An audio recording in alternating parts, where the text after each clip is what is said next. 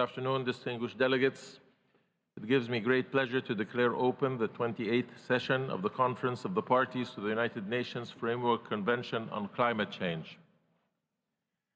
Before we formally turn to our agenda, please join me in reflecting on the life and work of two esteemed colleagues of our process who we have lost recently. Pete Betts from the United Kingdom, Salimullah Haq from Bangladesh. Pete was a UK civil servant and veteran climate negotiator who helped deliver the Paris Agreement as the EU's lead negotiator. Over the years, he played a pivotal role in raising global climate ambition. Pete will be fondly remembered for his exceptional ability to build bridges, for his sense of humor, and for his kindness. Salimullah al-Haq was an eminent climate scientist who was recognized by the scientific journal Nature as one of the top 10 scientists in the world. He dedicated his professional career to give voice to those most impacted by climate change and was a member of countless climate negotiators and scientists from the least developed countries who went through his negotiator training workshops. He will be fondly remembered for his endearing smile and his calm yet fierce determination. Please stand for a moment of silence in memory of Pete and Salimullah Haq, as well as all civilians who have perished during the current conflict in Gaza.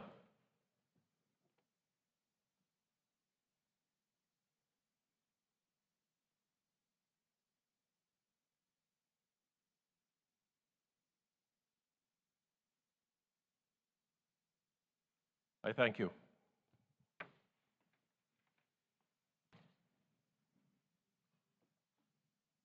I understand that due to the close relationship with Pete and Salimullah Haq, the United Kingdom, the European Union, Bangladesh, and the least developed countries would like to pay tributes.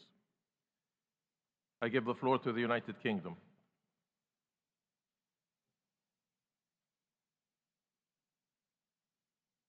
Thank you, Mr. President. And I first want to offer condolences on behalf of the UK to the government of Bangladesh for the passing of Salim and to all of his family and friends. Salim was a good friend to the UK, a critical friend when we needed it, and he fought tirelessly for action on loss and damage, and I hope we're able to honour him with a fitting outcome from this COP. Sadly, the world has lost two climate advocates. Pete Betts died on October the 21st following a battle with cancer, and he was laid to rest yesterday in London. He was a giant in our process, and for me, like many in the UK team, he was my biggest inspiration and my toughest critic. Pete never stopped advocating for climate action. He never stopped believing in multilateralism and the capacity for change. He took the outcome in Copenhagen hard, and he felt we didn't try hard enough to bridge the divides, and he worked relentlessly to rectify that in Paris, playing a big role in securing that agreement. And one of the things that made Pete stand out was that he operated on a very human level. He had strong views, and he expressed them clearly, but he also listened to others. He challenged his own assumptions, and if he didn't understand why someone held a position, he asked relentless questions until he did, and usually with an inappropriate joke for good measure. He pushed the UK as hard as he pushed anyone else, and he always wanted to advocate for the most vulnerable. Because above all, Pete believed that in this fight against climate change, there is no us and them. We win together or we lose together, and I hope we can carry that spirit into this COP. Pete has been the heart and soul of the UK team for many years, and we will carry his values with us. But his impact was so much wider. Pete often said that his biggest achievement was founding the Cartagena Dialogue, which is a group of negotiators from the developed and developing world who come together to understand positions and advocate for action. Negotiators from the Cartagena Dialogue have made a statement to remember Pete and to reflect on the need for togetherness at COP28, which we'll send to the Secretariat and others will speak to. Finally, Pete was proud, he was extremely proud to be an EU lead negotiator and to speak on behalf of so many countries. And he held the EU team incredibly close to his heart, even after the UK had left. So I'd like to pass over to the our friends in the European Union to say a few words. Thank you. Thank you. I give the floor to the European Union, to Spain on behalf of the European Union. Thank you very much, Mr. President and colleagues.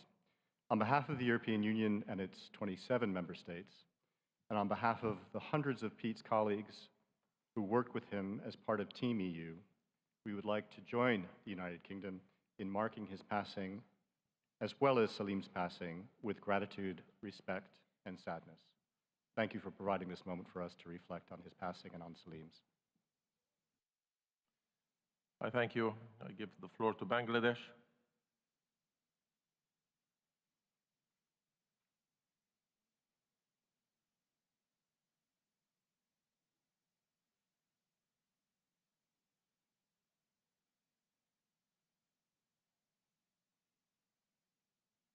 Thank you, Mr. President, for giving me the opportunity to speak about Professor Dr. Salimul Haq. He was an outstanding and very well-spoken gentleman, loved by all. And he was an academician, you know. He worked for the University of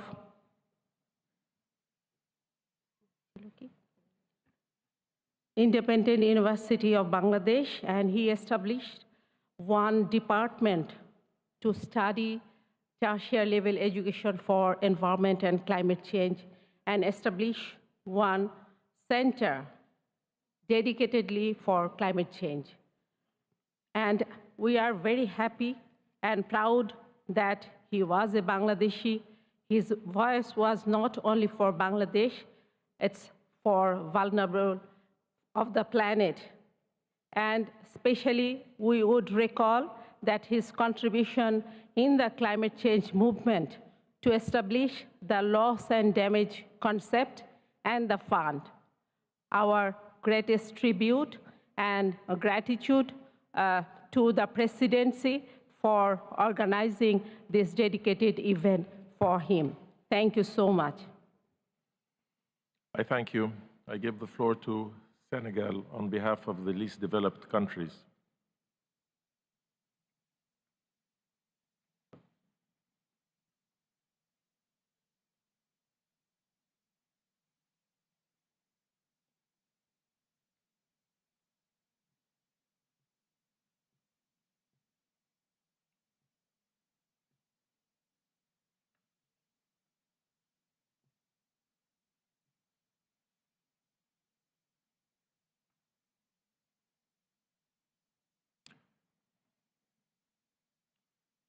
The delegation of Senegal.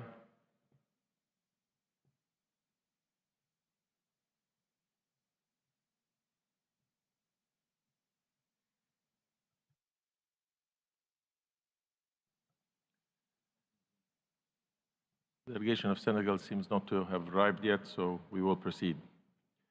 I will now deliver my final comments as COP President.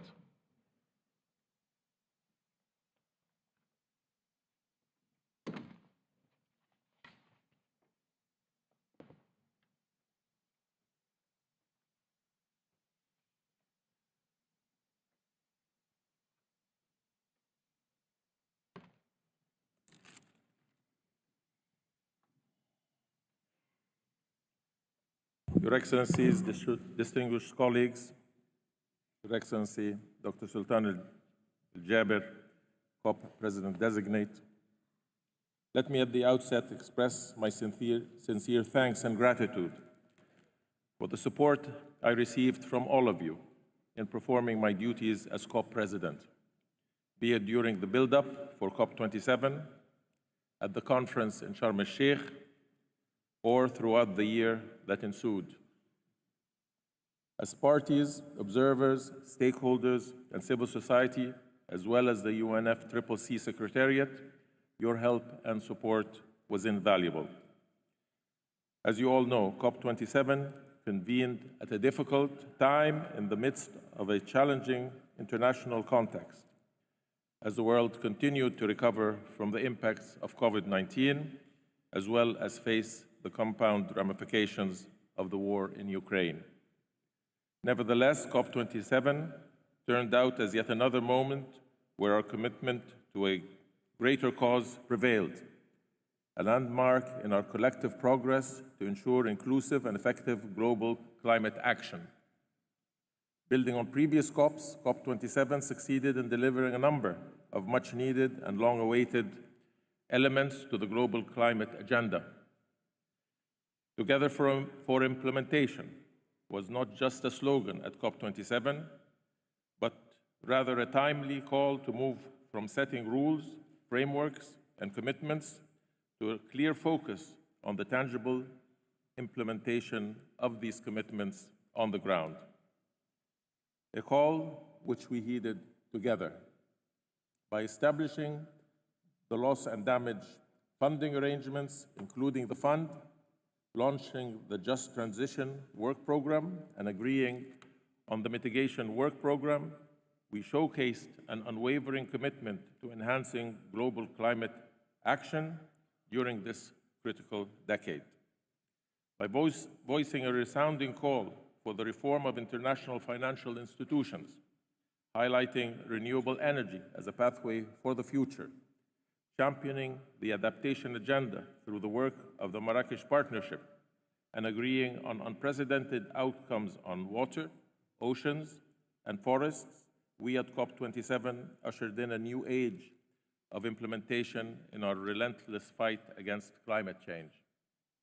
Colleagues, as we highlight the achievements of COP27, we also need a frank assessment of where we stand in relation to our collective ambitions, to the stark realities of science, and to the echoing voices of impacted communities across the globe. A quick realities check in this regard should be of concern to all of us for a number of reasons.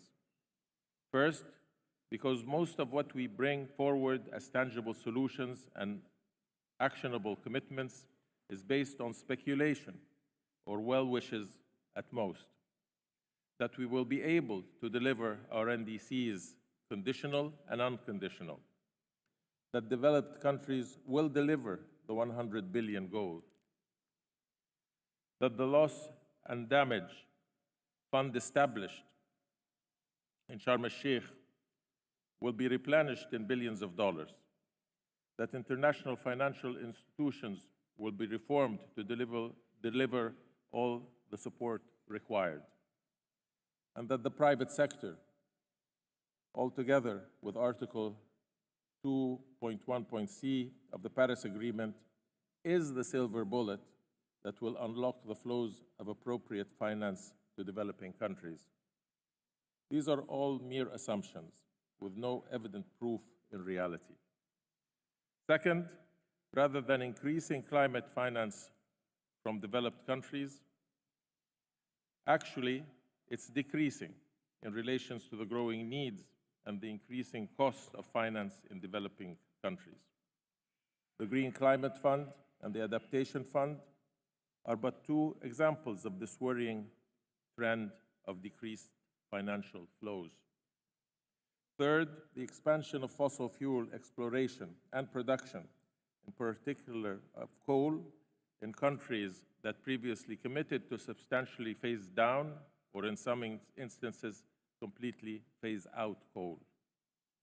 Another worrying sign is the increased gap in renewable energy expansion and availability, and the temptation of resorting to unilateral measures, either through incentives or taxes, shifting fair competition and jeopardizing multilateralism and hard-earned gains in developing nations. Colleagues, these are all worrying signs that we need to take seriously, as they not only erode trust in the global climate regime, but also have deep impacts and severe consequences on our ability to achieve the goals of the Paris Agreement. And while the outcomes delivered in Sharm el-Sheikh do take us a step further in the right direction, these worrying signs need to be addressed immediately and effectively if we are to remain on the right side of history and to ensure that our collective efforts are not in vain. As I today perform my very last duty as COP President, and as Egypt hands over the baton of responsibility for global climate actions to the UAE, I am confident that addressing these challenges will be the focus of incoming President Dr. Sultan Al-Jaber and his able team, especially in the context of the global stocktake, as well as the energy and finance pathways of COP28. I trust that under his capable leadership, the global climate action agenda will progress even further, putting us a step closer to achieving our targets. Once again, I thank you, and I wish you all a very fruitful COP28. Thank you very much.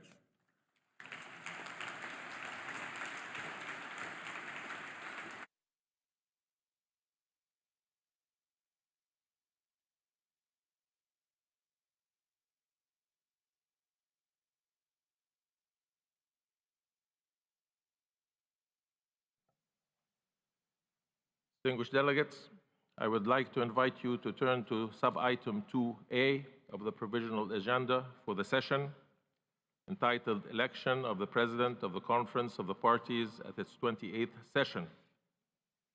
In accordance with Rule 22, Paragraph 1 of the Draft Rules of Procedure being applied, the office of the President of the Conference of the Parties is subject to rotation among the 5 regional groups.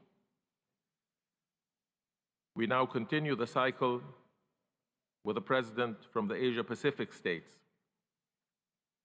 It gives me great pleasure to propose that the conference elect by acclamation His Excellency Dr. Sultan Ahmed Al-Jaber, who will serve as president of the conference at its 28th session.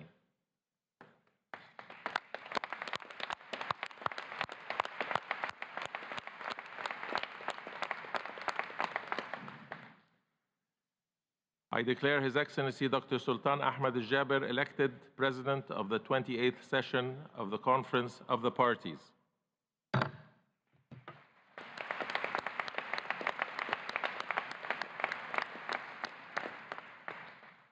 I congratulate His Excellency Dr. Sultan Ahmed Al-Jaber on his election and wish him every success in guiding the work of the conference.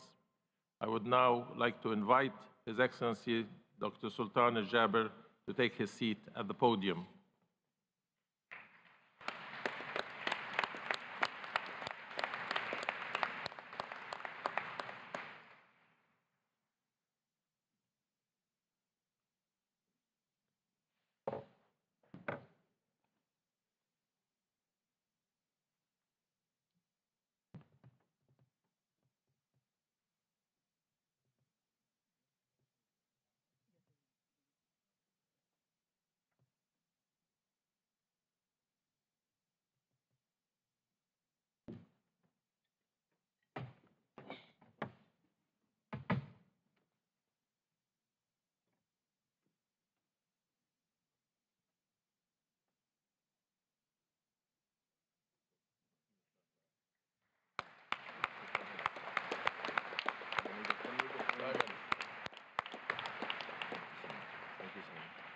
Look forward to working with you.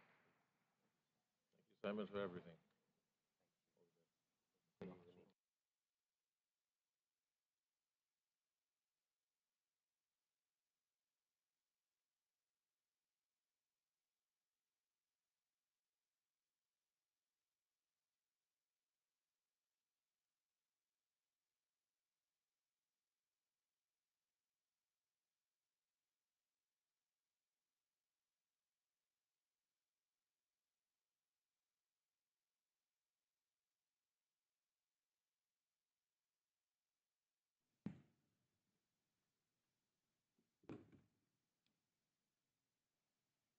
بسم الله الرحمن الرحيم.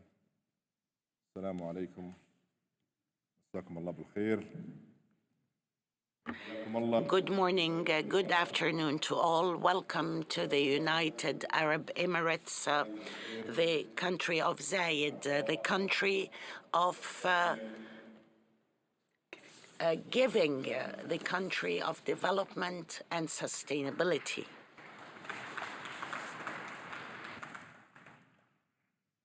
Excellencies, dear friends, colleagues, members of every delegation, it is an honor to be with you today. And I am so glad that this day has finally arrived. And as my first official act as COP president, allow me to express my gratitude to my very dear friend, Sameh Shukri. Your Excellency, you have led this conference with vision, purpose, and integrity. We are indebted to you for your service, your accomplishments, and your commitment to climate progress. And allow me to also extend my gratitude to every person in this room. We come from different nations, different backgrounds, and different generations. Yet, we share something vital. At some point in each of our lives, we all made a choice to help carry the burden of a great responsibility, to raise our hands and bear some portion of the weight on our shoulder. That choice is why we are all here in the United Arab Emirates today. The UAE is deeply proud and humbled to be hosting COP28 at a pivotal time in this critical decade for climate action.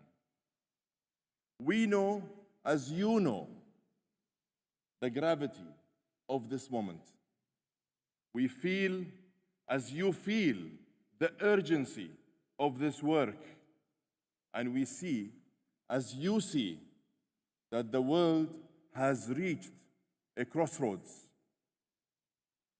And yes, since Paris, we have made some progress.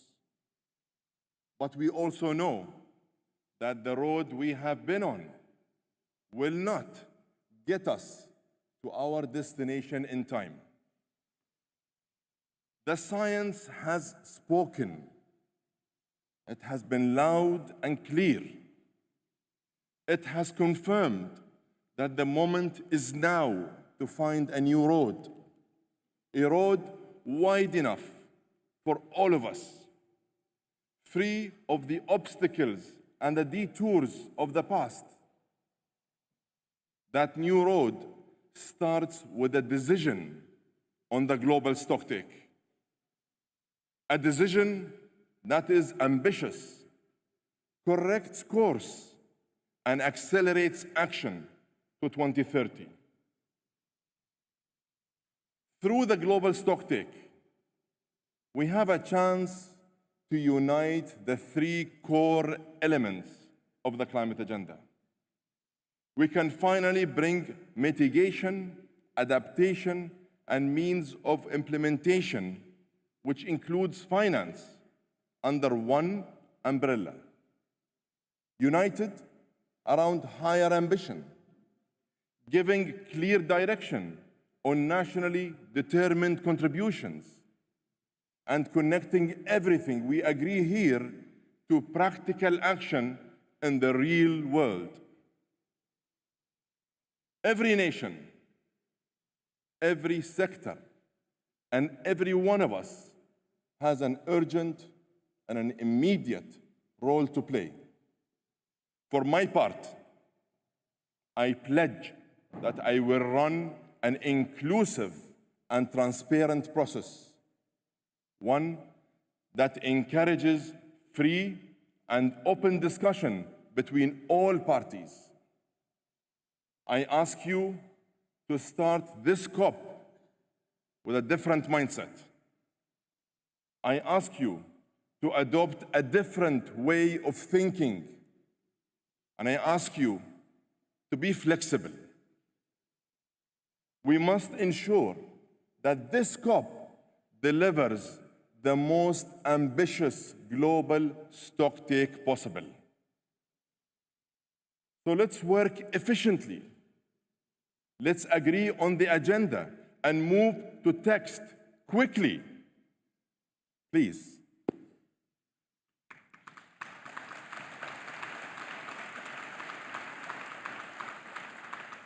We have no time to waste. Friends, I believe that the United Arab Emirates reflects the spirit we need at this COP.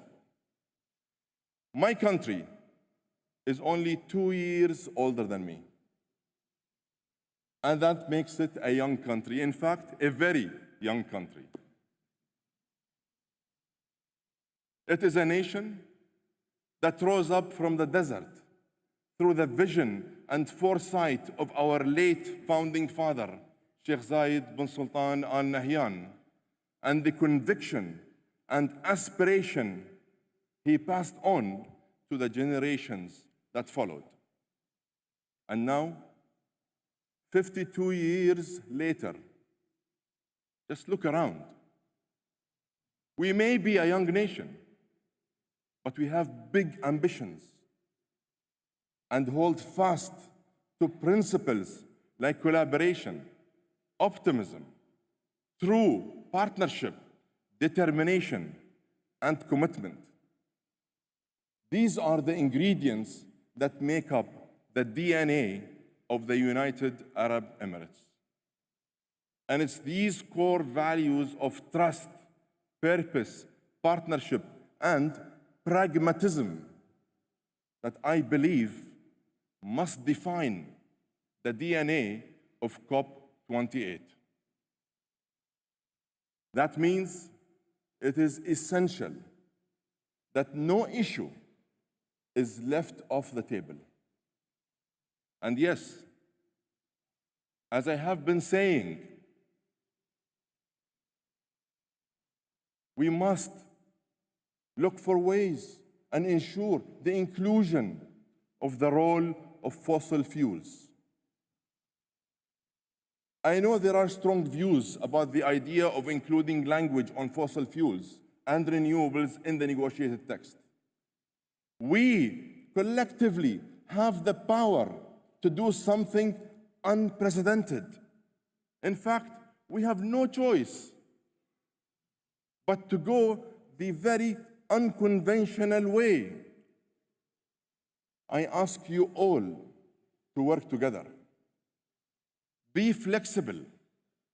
Find common ground. Come forward with solutions and achieve consensus. And never lose sight of our North Star of 1.5. Because that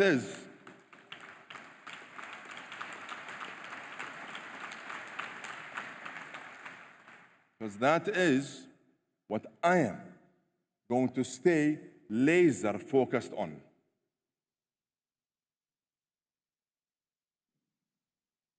Excellencies, dear friends, we all know that a key success factor across climate agenda is finance.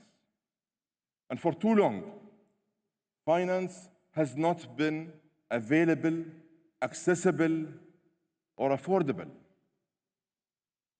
This presidency is committed to unlocking finance to ensure that the Global South does not have to choose between development and climate action.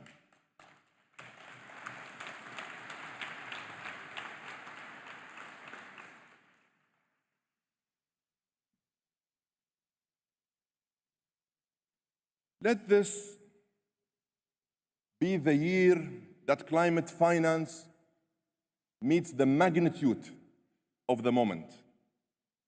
Let this be the COP where we deliver on our promises from the 100 billion to loss and damage.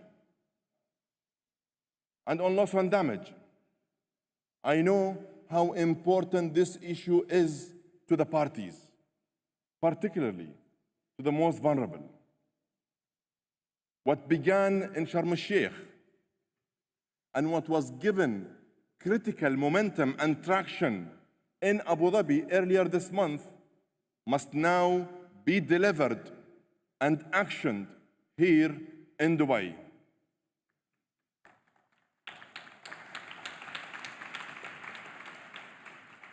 And allow me here to pause for a moment to honor the memory of our distinguished colleague and my dear friend, Salim al-Haq.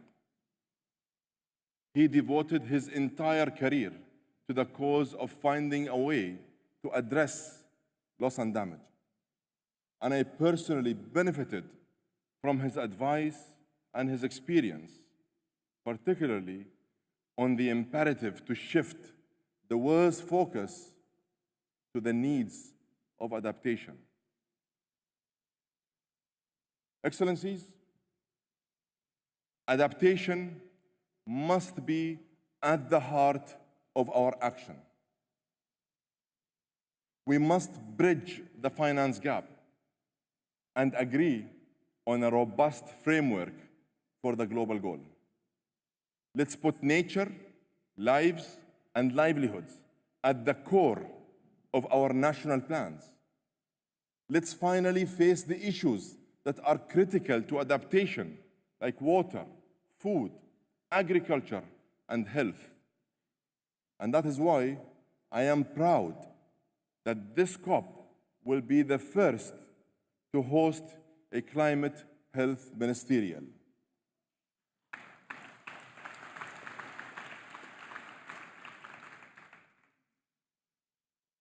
Colleagues, I want this COP to be the COP that maximizes momentum on mitigation. Today, countries representing more than 85% of the world's economy are behind COP28's goal of tripling renewable energy capacity by 2030. And we are reaching critical mass on the goal to double energy efficiency by 2030. This is how we will transition away from unabated coal. Let me also encourage countries to establish net zero methane emission targets as part of their next round of NDCs. Zeroing out methane emissions can make a huge impact in the shortest time frame. Colleagues, and let history reflect the fact that this is the presidency that made a bold choice to proactively engage with oil and gas companies. We had many hard discussions. Let me tell you, that wasn't easy. But today, many of these companies are committing to zero methane emissions by 2030 for the first time.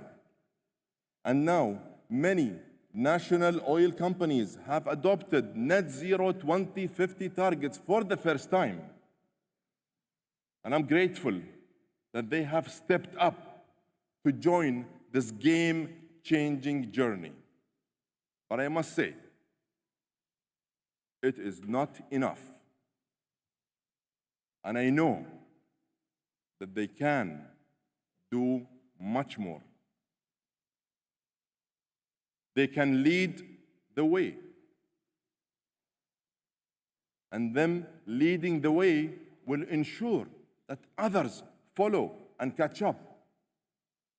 At the same time, as part of this presidency's action agenda, we are engaging with other high-emitting sectors like heavy transportation, aluminum, steel, and cement, all in an effort to accelerate decarbonization at scale. I'm calling on all industries to engage, to innovate, to modernize, and invest in clean technologies. Colleagues, my friends, my partners, the next 2 weeks will not be easy. Let's remember, our task is not only about negotiating text or putting words on paper. It is about improving lives. It is about people. From the students I met in Bangladesh to the young entrepreneurs I saw in Nairobi, to indigenous communities I visited in the Amazon basin. All of us want and need the same things: clean air, clean water, healthy food, economies, and opportunities for ourselves and our families. And of course, we want a safe and a secure future. Is that too much to ask? Excellencies, ladies and gentlemen, my friends and my partners, we all made a choice to be here at this time. We understand the gravity of the situation, and I know that we all respect the science. Today, we need to follow through. Take that new road, and let's bring everyone on board with us. If we want to accelerate progress across the climate agenda, we must apply a positive can-do vision to get a GST decision with the highest ambition.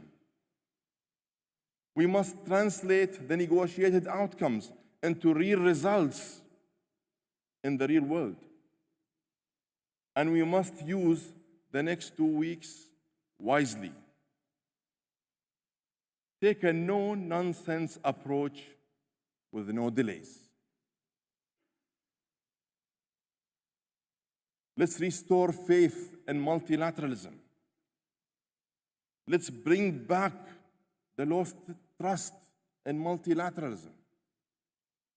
And let's deliver some good news to the world that really needs it today.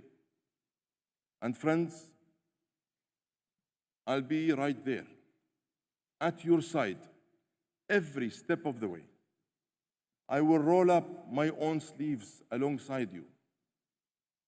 Let's rise above our differences to make the difference for future generations. Right now, here in the United Arab Emirates, I'm calling you all to unite, to act, and to deliver. I thank you.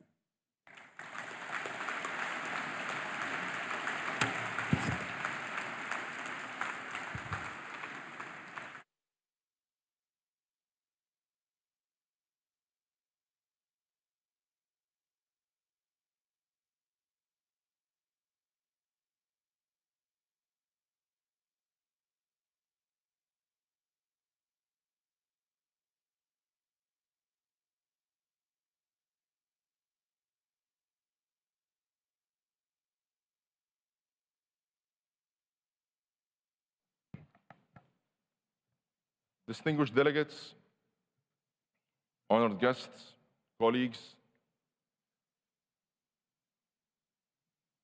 we are pleased to have with us Professor Jem Skia, the chair of the Intergovernmental Panel on Climate Change, and Mr. Simon Steele, the UNFCCC Executive Secretary.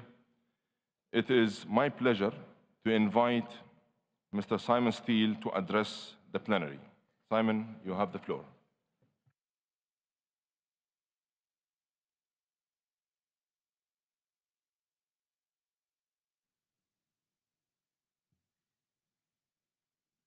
Excellencies, delegates, colleagues, ladies and gentlemen, let me first thank our Egyptian friends for their stewardship over this last year as they hand over this heavy responsibility to our Emirati colleagues.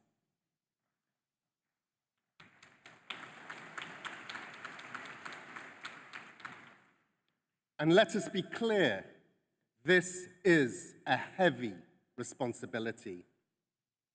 Colleagues, this process reminds me of watching my baby son, Joe, crawling across the sharp grasses of my parents' island home. He was an accomplished crawler and runner, but he barely spent any time on the baby steps in between.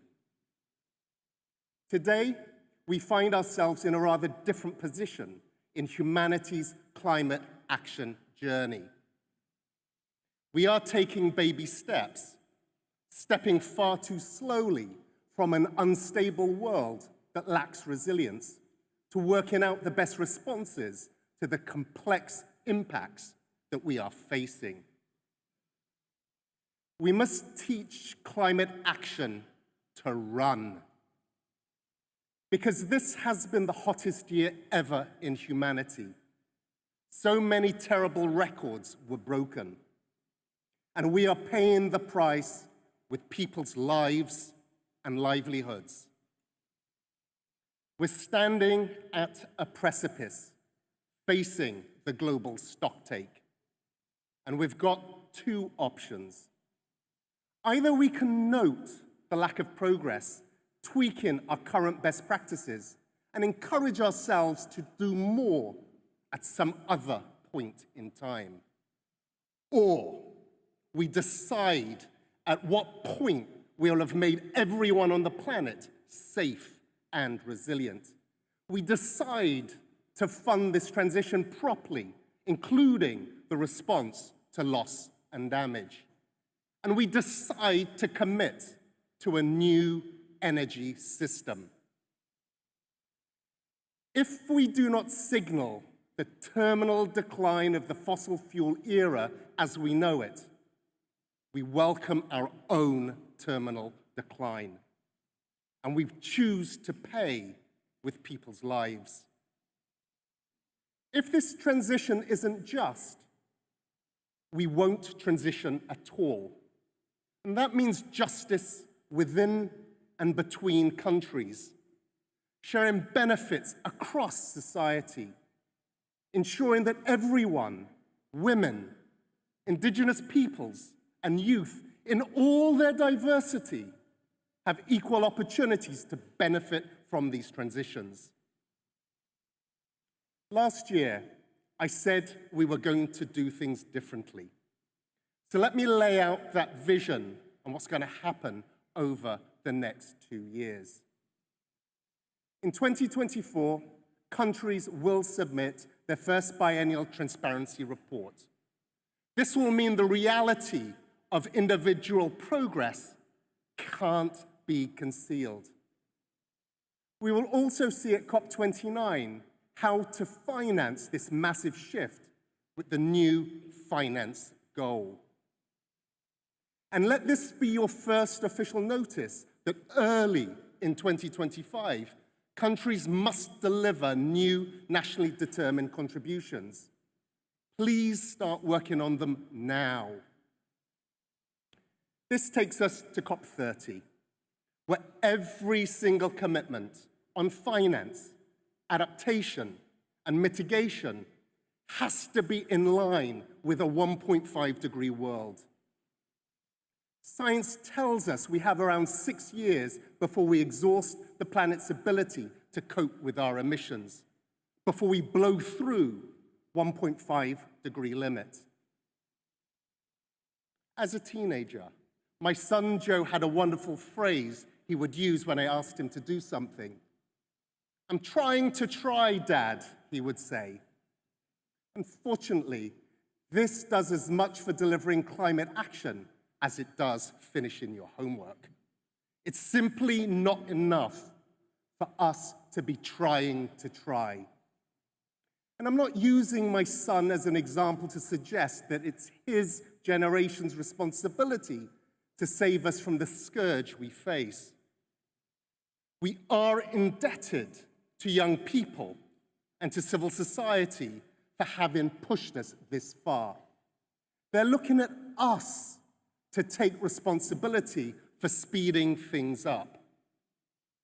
So let's be transparent in the actions and the decisions that we take here with each other. And in that spirit, delivering on the promise I made on accountability, the UNFCCC has reformed the badging system. Every participant at this COP is already publicly listed. The whole world knows who's here. They will hold us to account on what we do or do not do. As Yoda would say, do or do not. There is no try. Yes, this is the biggest COP yet, but attending a COP does not tick the climate box for the year. The badges around your necks make you responsible for delivering climate action here and at home. To further ensure accountability, I'm committing the UNFCCC to tracking all announcements made and initiatives launched, so that long after the cameras have gone, we can ensure our promises continue to serve the planet. Dear delegates, the UNFCCC, as custodians of this process, is here as the impartial facilitator. Remember this: behind every line you work on, every word or comma you wrestle with here at COP, there is a human being, a family, a community that depends on you. Turn the badges around your necks into a badge of honor and a life jacket for the millions of people you are working for. Accelerate climate action. Teach it to run. I thank you. Shukran.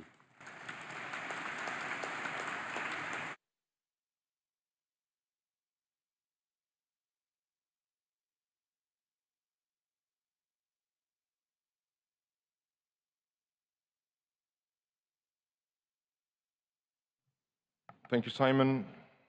I welcome Professor Jamskia and congratulate him on his election as the new chair of the IPCC. Professor Skia comes with extensive experience and expertise on climate science and will be leading the IPCC through its 7th assessment cycle. I invite Professor Skia to address the plenary. Professor Skia, you have the floor. Thank you very much. Excellencies, distinguished delegates, ladies and gentlemen, I'm honoured to address the opening of COP28 on behalf of the Intergovernmental Panel on Climate Change, the IPCC, and we are thankful to the UEA government and the UNFCCC for their careful preparation of the conference and for their generous hospitality. IPCC's scientific assessments are ever clearer and more certain about climate change, its impacts and future risks, and options for adaptation and mitigation. Our planet has warmed by more than 1 degree Celsius since the pre-industrial era as the result of burning fossil fuels, deforestation, and the unsustainable use of resources. Human activity has led to changes in the Earth's climate of a magnitude that are unprecedented over centuries and thousands of years. Climate impacts, some of them irreversible, are widespread, rapid, and intensifying, from the poles to the tropics and from the mountains to the oceans. And without immediate and deep emission reductions across all sectors, we will not meet the goals of the Paris Agreement. The UNEP GAP report released a few days ago shows that we are headed towards global warming of 3 degrees Celsius if we carry on with our current policies. And let us not forget the gap in terms of adaptation and financing. But there are some promising signs of climate action. In some countries, there have been sustained emissions reductions, and these have helped to bend the rising trend in emissions globally. And in the past decade, there have been sustained decreases in the costs of renewable energy. Our assessments have identified multiple options to reduce greenhouse gas emissions and adapt to climate change. And these can be implemented right now, but they need to be scaled up and mainstreamed through policies and increased financing. Now, the IPCC is gearing up for its 7th assessment cycle, and in less than 2 months, our 195 member governments will take decisions on the programme of work for the rest of this decade of climate action.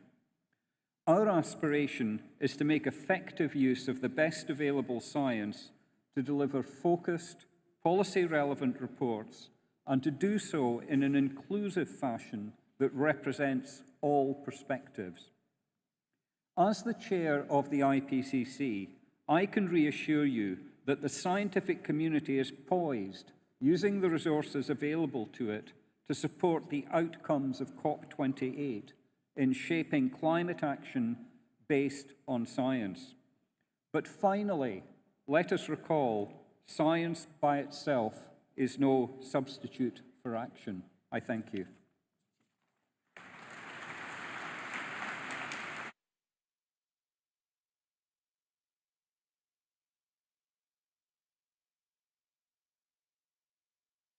Thank you, Professor Skia.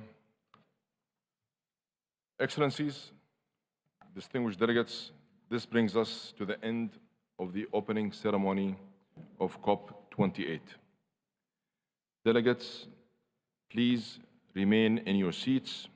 We will continue with the first plenary meeting of COP28, followed by the first plenary meeting of CMP18 and the first plenary meeting of CMA5.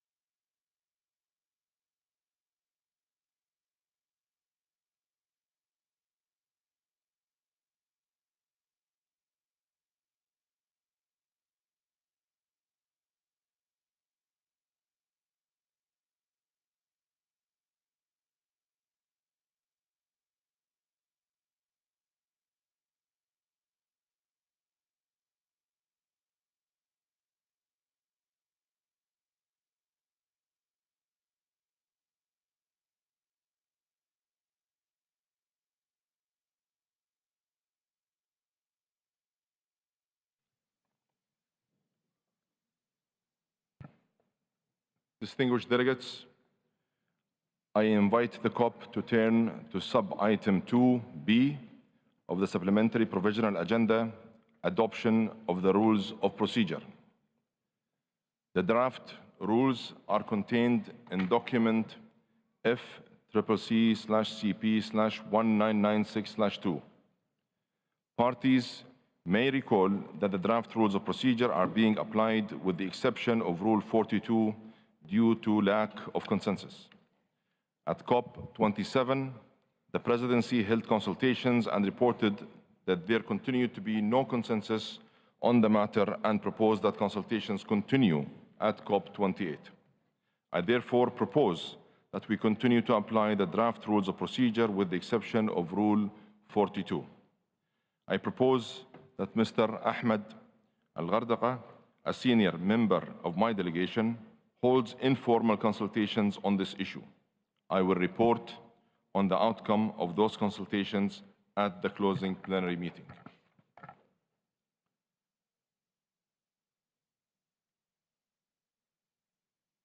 Hearing no objection, It is so decided.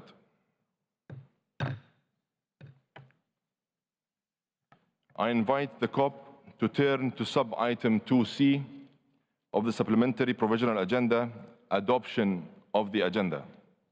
I would like to express my deep appreciation to all parties for their flexibility, support, and commitment to reaching agreement on the adoption of the agendas and launch of work swiftly and smoothly, and to deliver a successful and ambitious outcome of this conference.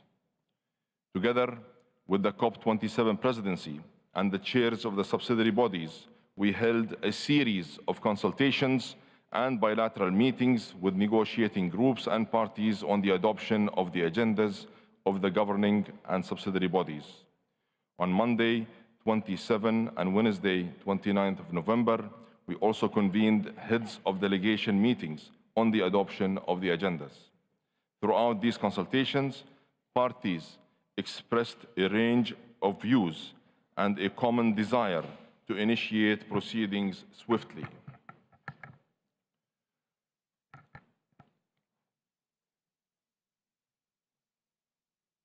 And smoothly, given the scale and importance of mandates and deliverables expected here.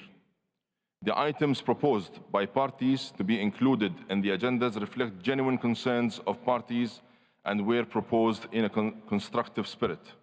They are all important issues, and my team and I took great care to ensure that all views were heard.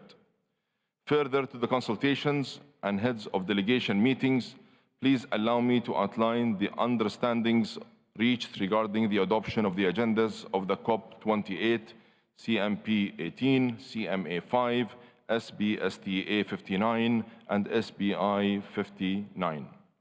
I propose that the governing and the subsidiary bodies adopt their agendas presented in their respective supplementary agendas without the inclusion of any of the items proposed by parties, as well as Agenda Item 10H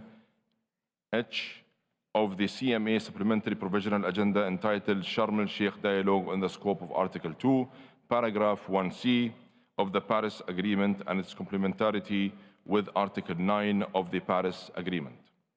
This proposal is on the understanding that parties will still be able to consider the underlying issues and concerns related to those agenda items, either under other agenda items in line with their existing mandates or under consultations to be held by the Presidency. I further propose that the underlying issues and concerns in relation to the following proposed items can be discussed in the context of ongoing discussions under the mandated agenda items, including regarding the item on the supplementary provisional agenda of the COP entitled Mountains and Climate Change, highlighting the need for the protection of vulnerable mountain ecosystems while building the resilience of mountain peoples and economies to reduce loss and damage. These issues can be considered in discussions under the 16th meeting of the Nairobi Work Programme Focal Point Forum on Understanding and Closing Adaptation Knowledge Gaps in Mountains, High Latitude Areas, and the Chrysosphere, as well as future activities of the Nairobi Work Programme. Regarding the item on the supplementary provisional agendas of the CMA and subsidiary bodies entitled Urgently Scaling Up Financial Support from Developed Country Parties in line with Article 4, Paragraph 5 of the Paris Agreement to enable implementation of developing countries. These issues can be considered in the discussions under CMA Agenda Item 10A, matters relating to the Standing Committee on Finance. Regarding the item on the supplementary provisional agenda of the CMA entitled Doubling Adaptation Finance as part of the efforts towards the implementation of decisions of 1/CP.26, paragraph 11, and 1/CMA.3, paragraph 18 on adaptation finance. These issues can be considered in discussions under CMA Agenda Item 10A, matters relating to the Standing Committee on Finance. Regarding the item on the supplementary provisional agendas of the COP, CMA, and the subsidiary bodies entitled Operationalization of the Principles of Equity and Common but Differentiated Responsibilities and Respective Capabilities in accordance with Article 2, Paragraph 2 of the Paris Agreement. These issues can be considered in the discussions under CMA Agenda Item 4, SBSTA Agenda Item 5, and SBI Agenda Item 8 on the global stocktake. Regarding the item on the supplementary provisional agendas of the COP, CMA, and the subsidiary bodies entitled Mission 1.5, positive incentives for accelerating early actions and policies that are nationally determined. These issues can be considered in the discussions under CMA on Agenda Item 4, SBSTA Agenda Item 5, and SBI Agenda Item 8 on the global stocktake. Regarding the item on the supplementary provisional agendas of the COP, CMP, CMA, and the subsidiary bodies entitled Concerns with unilateral trade measures related to climate change and their potential adverse impact on equitable and just transitions in the context of sustainable development and efforts to eradicate poverty. These issues can be considered in the discussions under CMA Agenda Item 4, SBSTA Agenda Item 5, and SBI Agenda Item 8 on the global stocktake. And regarding the sub-item 10H of the supplementary provisional agenda of the CMA entitled Sharm el-Sheikh Dialogue on the Scope of Article 2, Paragraph 1C of the Paris Agreement and its complementarity with Article 9 of the Paris Agreement, the report on the dialogue be considered in the discussions under CMA Agenda Item 10A, matters relating to the Standing Committee on Finance. I also propose the following way forward regarding the matters listed below. Regarding the item on the supplementary provisional agenda for the CMA entitled The Special Needs and Special Circumstances of Africa, I propose to convene consultations on this matter following the practice taken at previous conferences. The outcome of these consultations and any other issues raised during the consultations will be reported back under the agenda item Other Matters. On the sub-item on the supplementary provisional agenda of the CMA entitled 7th Review of the Financial Mechanism, I propose to hold consultations on a way forward on this matter. The outcome of these consultations and any other issues raised during the consultations will be reported back to the CMA later in the session.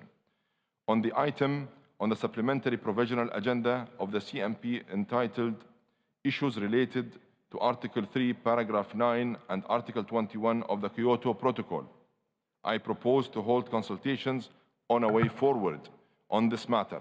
The outcome of these consultations and any other issues raised during the consultations will be reported back to the CMP later in the session. The above understandings are not intended to exclude consideration of any of the underlying issues and concerns raised by parties in any other discussions under the agendas, but merely to ensure that our work can proceed in an expeditious manner and avoiding duplication. The above understandings will be recalled when we adopt the agendas of the CMP and CMA. The above understandings will be reflected in the reports of the sessions of the governing bodies. The understandings will apply mutatis mutandis to the related issues on the supplementary provisional agendas of the subsidiary bodies and will be recalled by the chairs of the subsidiary bodies prior to the adoption of the respective agendas and reflected in the reports of the sessions. Further, I propose that the following agenda item be held in abeyance. COP item 14. Consideration of proposals from parties and amendments to convention under Article 15. Sub-item A, proposal from the Russian Federation to amend Article 4, Paragraph 2F of the convention. And sub-item B, proposal from Papua New Guinea and Mexico to amend Article 7 and 18 of the convention. COP item 15, second review of the adequacy of Article 4, Paragraph 2A-B of the Convention. Dear delegates, with these understandings and the proposal just outlined, and with immense gratitude for the flexibility shown by all parties to allow our important work to begin forthwith, I invite parties to turn to documents FCCP/CP/2023/1 and Addenda 1 and 2. I propose to adopt the supplementary provisional agenda contained in document FCCC/CP/2023/ADD.2, amended to reflect these understandings with the following items deleted: item 18, item 19, item 20, and item 21.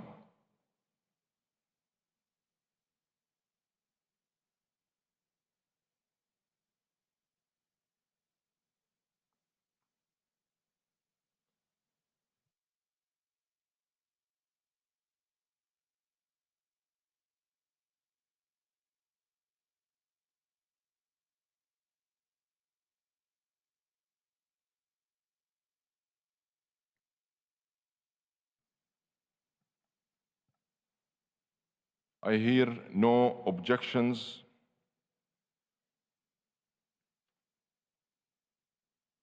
I see Kyrgyzstan have asked for the floor. Please. Honorable Chairperson, distinguished delegates, esteemed hosts from the United Arab Emirates. I extend heartfelt greetings on behalf of the Kyrgyz Republic to everyone gathered here for the 28th Conference of the Parties to the United Nations Framework Convention on Climate Change. We commend the United Arab Emirates for their exceptional preparation and leadership, setting a stage that inspires progress and unity. As we convene at this crucial juncture, the gaze of the world is fixed upon us. Full with anxiety and expectations, the challenges we face are not only unparalleled, but also threaten the very fate of our survival as a species. The responsibility to act and to act decisively has never been more pressing. The Kyrgyz Republic is committed to contributing constructively to this conference and working constructively with the Presidency and all fellow national delegations. Our focus aligns with the broader global agenda, yet we bring to the table a perspective shaped by our unique geographical and environmental circumstances. In this spirit, we propose the inauguration of a new dialogue on mountain and climate to focus on the pivotal role of mountainous regions in the global climate system. This initiative is not just vital for over 1 billion people residing in these landscapes across more than 100 nations, but is essential for the planet as a whole. The health of our mountain communities is inextricably linked to the health of our global climate. As we advance through the sessions of this conference, the Kyrgyz delegation will actively seek support for this mountain climate dialogue. Our goal is not only to bring attention to this critical issue, but to foster actionable strategies and collaboration. In this regard, our country has been a consistent advocate of the agenda for integrating mountain issues into international negotiations at all levels for more than 20 years. We are grateful to all partners for their support of the initiative of the Kyrgyz Republic to adopt the resolution Sustainable Mountain Development at the 77th session of the United Nations General Assembly, within the framework of which 2023-2027 was declared the 5 years of action for the development of mountain regions. In implementation of this initiative, we look forward to the support of not only mountainous countries, but also of all other countries in the implementation of the adopted Global Action Plan under this resolution of the UN General Assembly, since mountains are water towers that provide water to around 2 billion people. Kyrgyzstan, understanding the importance of collective action, unites countries in the group of Friends of Mountain Countries and has also joined the group of Friends of Cryosphere and the Forum of Climate Vulnerable Countries, a platform that brings together countries that are most vulnerable to climate change and produce the least emissions. We call on the international community to support the efforts of mountain countries aimed at solving the climate and environmental problems of mountain ecosystems. Thank you so much.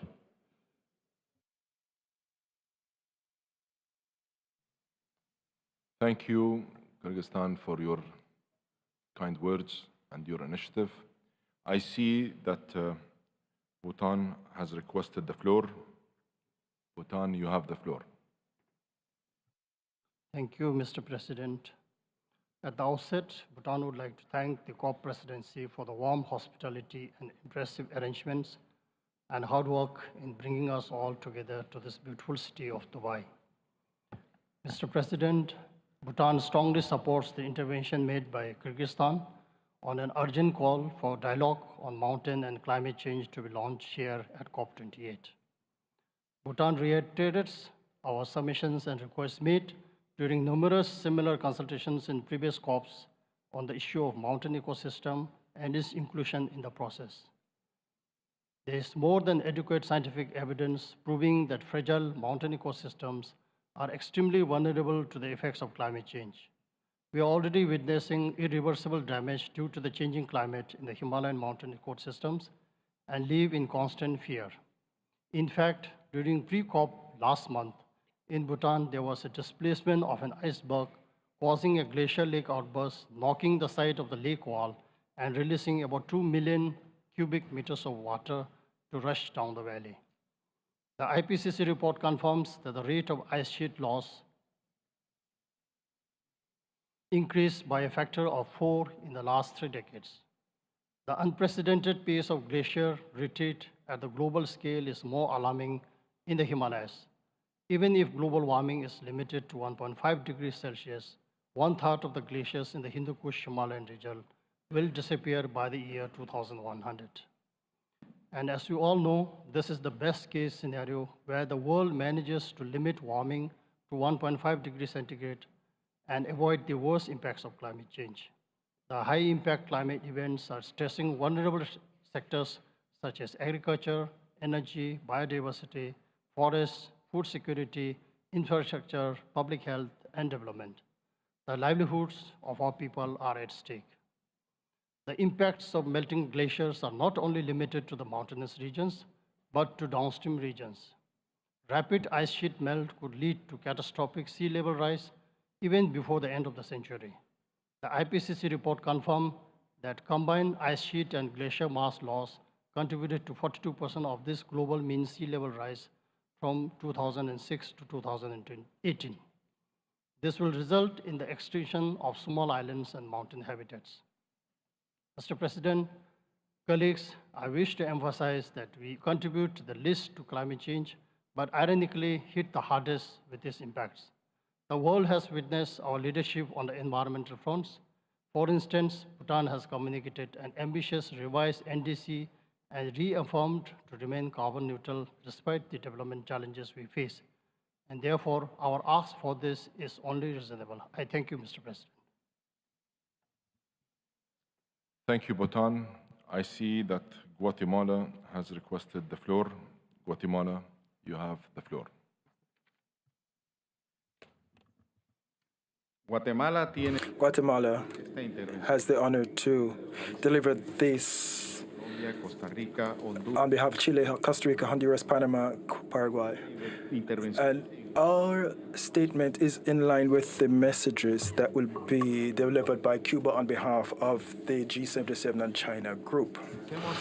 We're grateful to the government of the United Arab Emirates for welcoming us to this beautiful city of Dubai and for the work of the presidency of this COP that has gone into making this possible. Distinguished delegations, as we can see in the 6th IPCC report, some of the consequences of the extreme global warming impacts are irreversible.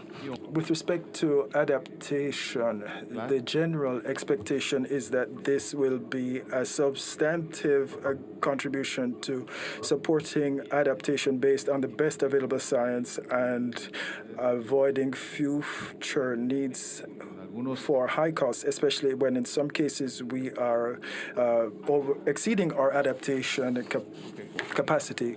We have a framework with ambitious targets and indicators for the GGA through a structured approach based on the Glasgow Sharm el-Sheikh work program, and which is contributing to the GSD. With respect to the Santiago network, ILAC supports the draft text prepared in the 50th session of the subsidiary bodies as the basis for negotiations. We reiterate the importance for the Secretariat of the network being independent, and it must have broad national representation at its headwork and in its offices so that it can deliver balanced technical assistance and ensure that the host covers all the loss and damage spectrum for everyone. With respect to the L&D fund, although the results of the TC5 is far from being perfect, we have to consider that the final package agreed upon is the basis for safeguarding access to resources and its operationalization, and to do so effectively. We will be working towards adopting the recommendations of the TC5. ILAC also highlights the importance of GST as a fundamental outcome of this COP. The Special Climate Action Group underscores because this is maybe the last report before we cross the 1.5 threshold, with special emphasis on the small window to increase ambition as well as to assess the challenges and opportunities under the Paris Agreement, so as to provide clear conclusions and substantive action for non-state actors. ILAC wants to see a comprehensive inclusion of the synthesis reports, and we must not reopen their conclusions and focus instead on future steps to achieve results. It is key that the GST is the base for future action, and it must be in line with the cycle of ambition and include a guide of actions and processes that will help correct course based on science. We highlight the importance of considering the intergenerational impact of decisions on climate change, and we urge stronger financial commitments. With respect to the CQG, we must recognize the significant progress made in dialogue this year, where we have been focusing on tangible options, and this has proved to be helpful to delineate various options within each critical dimension of the target. We are looking forward to a decision with procedural and substantive progress. We want to highlight the importance of continuing to share experience on Article 1.2c, and we must highlight its complementarity with Article 9, which is one of the long-term objectives of the Paris Agreement, and therefore can help facilitate and broaden efforts to make reality Article 2.1a and 2.1e. Its implementation should reflect the interconnection of financial flows with the general ambition under the agreement with respect to keeping temperature rise between 1.5 centigrade, and development and transfer of technology are fundamental, and we need endogenous capacities in developing countries to have a successful rollout of this. We need efforts to overcome the lack of financing and implementing the technological results. We must remember that cooperative approaches under Article 6 of the Paris Agreement still require critical decisions to finalize the complete architecture for rapid implementation of these mechanisms while ensuring transparency and environmental and comprehensive environmental approach.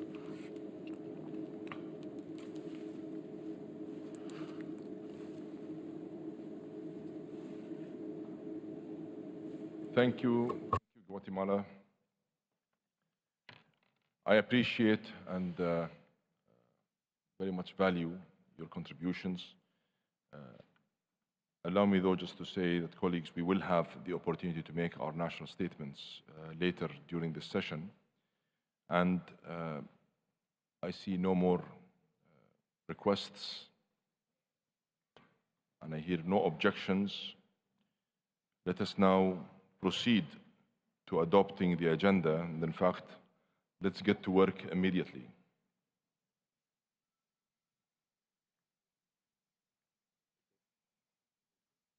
It is so decided.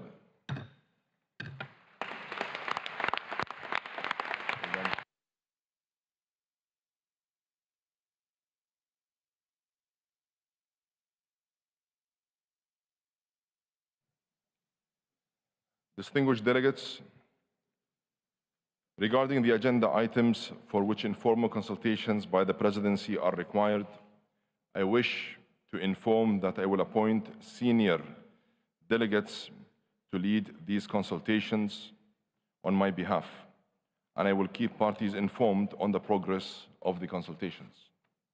Excellencies, distinguished delegates, allow me once again to express our appreciation to everyone who contributed to the smooth and rapid adoption of the agenda. Our success in launching our work without delay sends an important message of commitment, dedication, and determination to commence our important and urgent work on all items on our agenda.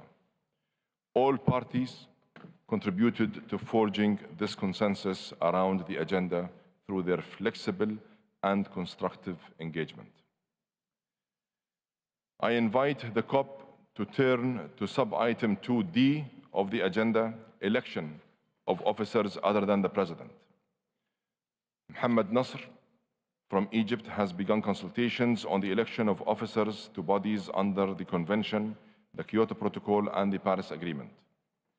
I thank Ambassador Nasr for the work undertaken so far, and I propose that he continues the consultations to finalize the nominations. In accordance with established practice, confirmed nominees to the Bureau will be invited to attend meetings of the Bureau as observers until the elections have taken place. Parties will note that women currently comprise the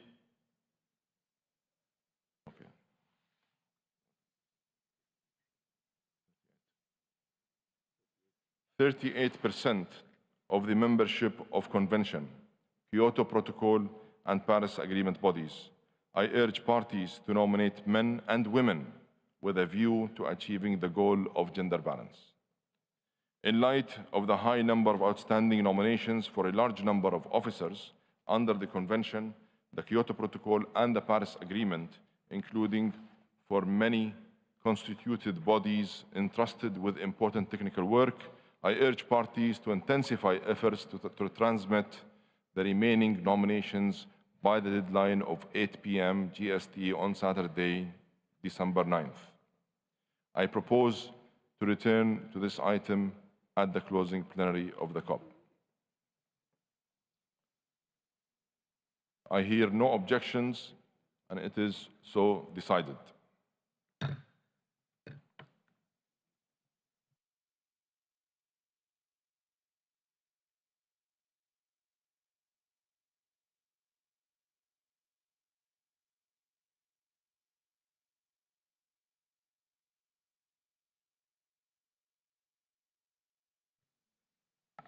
I invite the COP to turn to sub-item 2E of the agenda, admission of organizations as observers. The conference has before it document FCCP/2023/3, which includes a list of IGOs and NGOs that have expressed a wish to participate in the UNFCCC process as observers, and a list of already admitted organizations that legally changed their names due to mergers with other organizations eligible for admission. These lists were the basis on which organizations were informed of their provisional admittance status to COP28, on the understanding that the final authority to grant admission lies with the COP. In accordance with the recommendations of the Bureau on this matter, I invite the COP to admit as observers the organizations listed in document FCCP/CP/2023/3.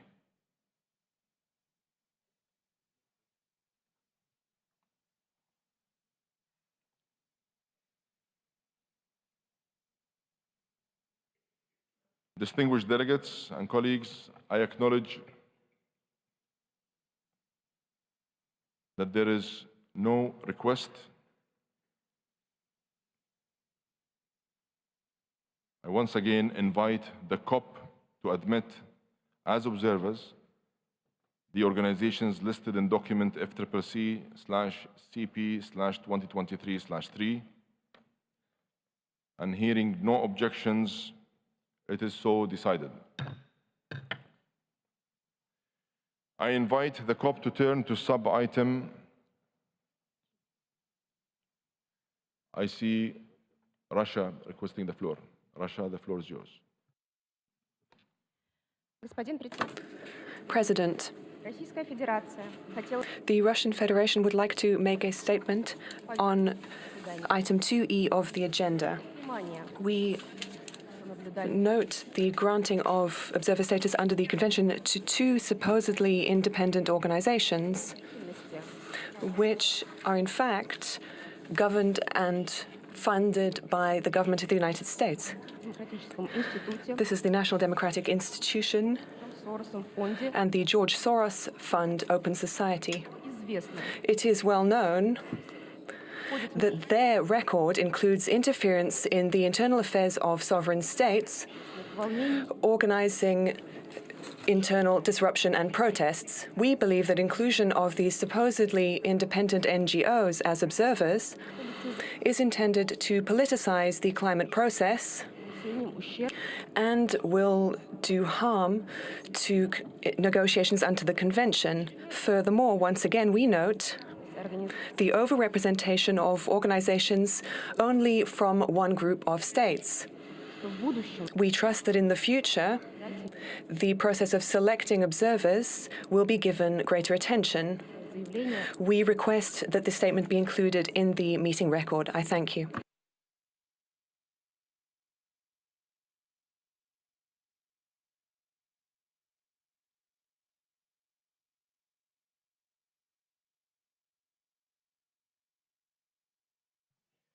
Thank you, Russia, for your statement.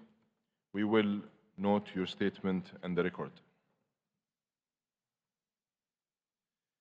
I invite the COP to turn to sub-item 2F of the agenda, organization of work, including for the sessions of the subsidiary bodies. Today, the governing and subsidiary bodies will convene their opening plenaries and launch work under all agenda items. Upon completion of the opening plenaries of the SBSTA and SBI, the five bodies will reconvene in a joint plenary to hear statements from groups and observer organizations.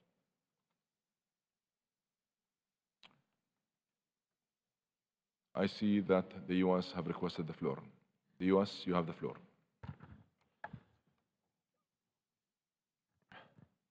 Mr. President, thank you. First of all, congratulations, and thank you for your very powerful opening comments. Let me just say very quickly, I don't want to take a lot of time on this, but the United States would like to underscore the importance of ensuring access by civil society to COP28.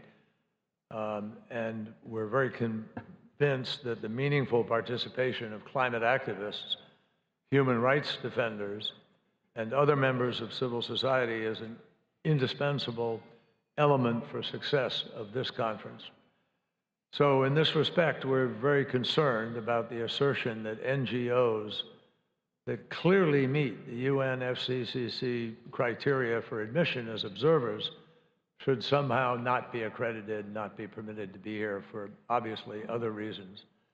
As the Secretariat has found, both the NGOs referenced in the previous intervention meet the criteria for the admission as observers.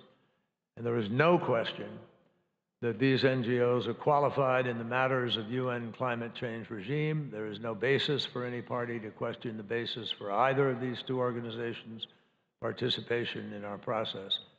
And if the complaining party's intervention is going to be reflected in the report of this session, the United States would request that this response also be reflected in the report. Thank you, Mr. President.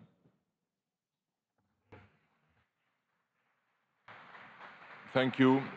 Thank you, United States, for your statement.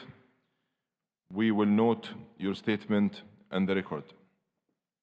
I invite the COP to turn to sub-item 2F of the agenda, organization of work, including for the sessions of the subsidiary bodies.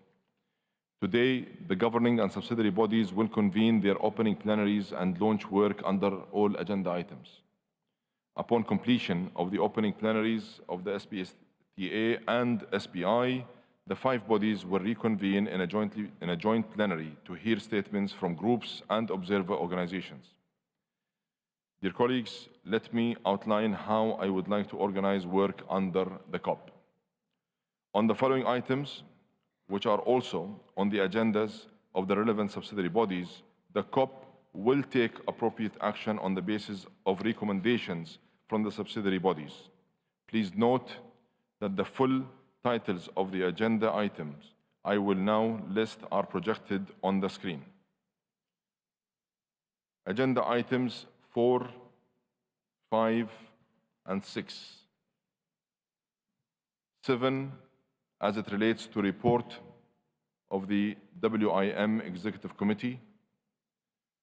Sub-item 8B, as it relates to the second review of the functions of the Standing Committee on Finance. Agenda items 9, 10, 11, 12,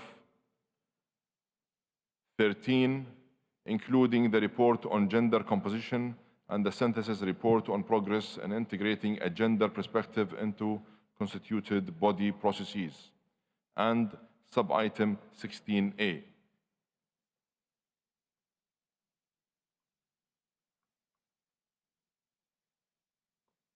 Hearing no objections, it is so decided.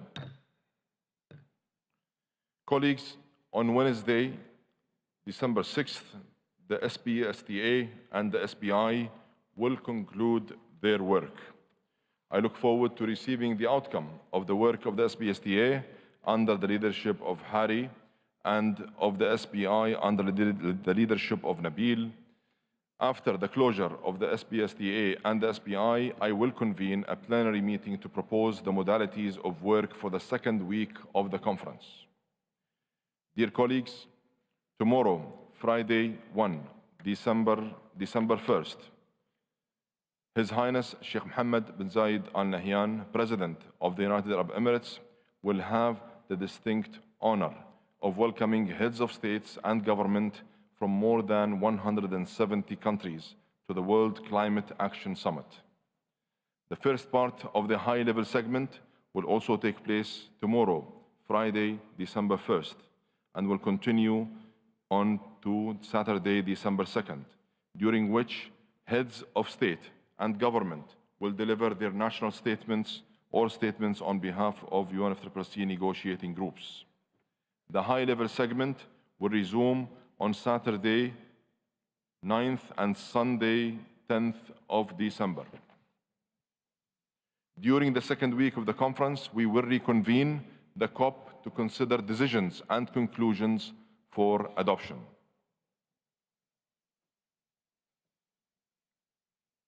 Hearing no objections, we will proceed on this basis.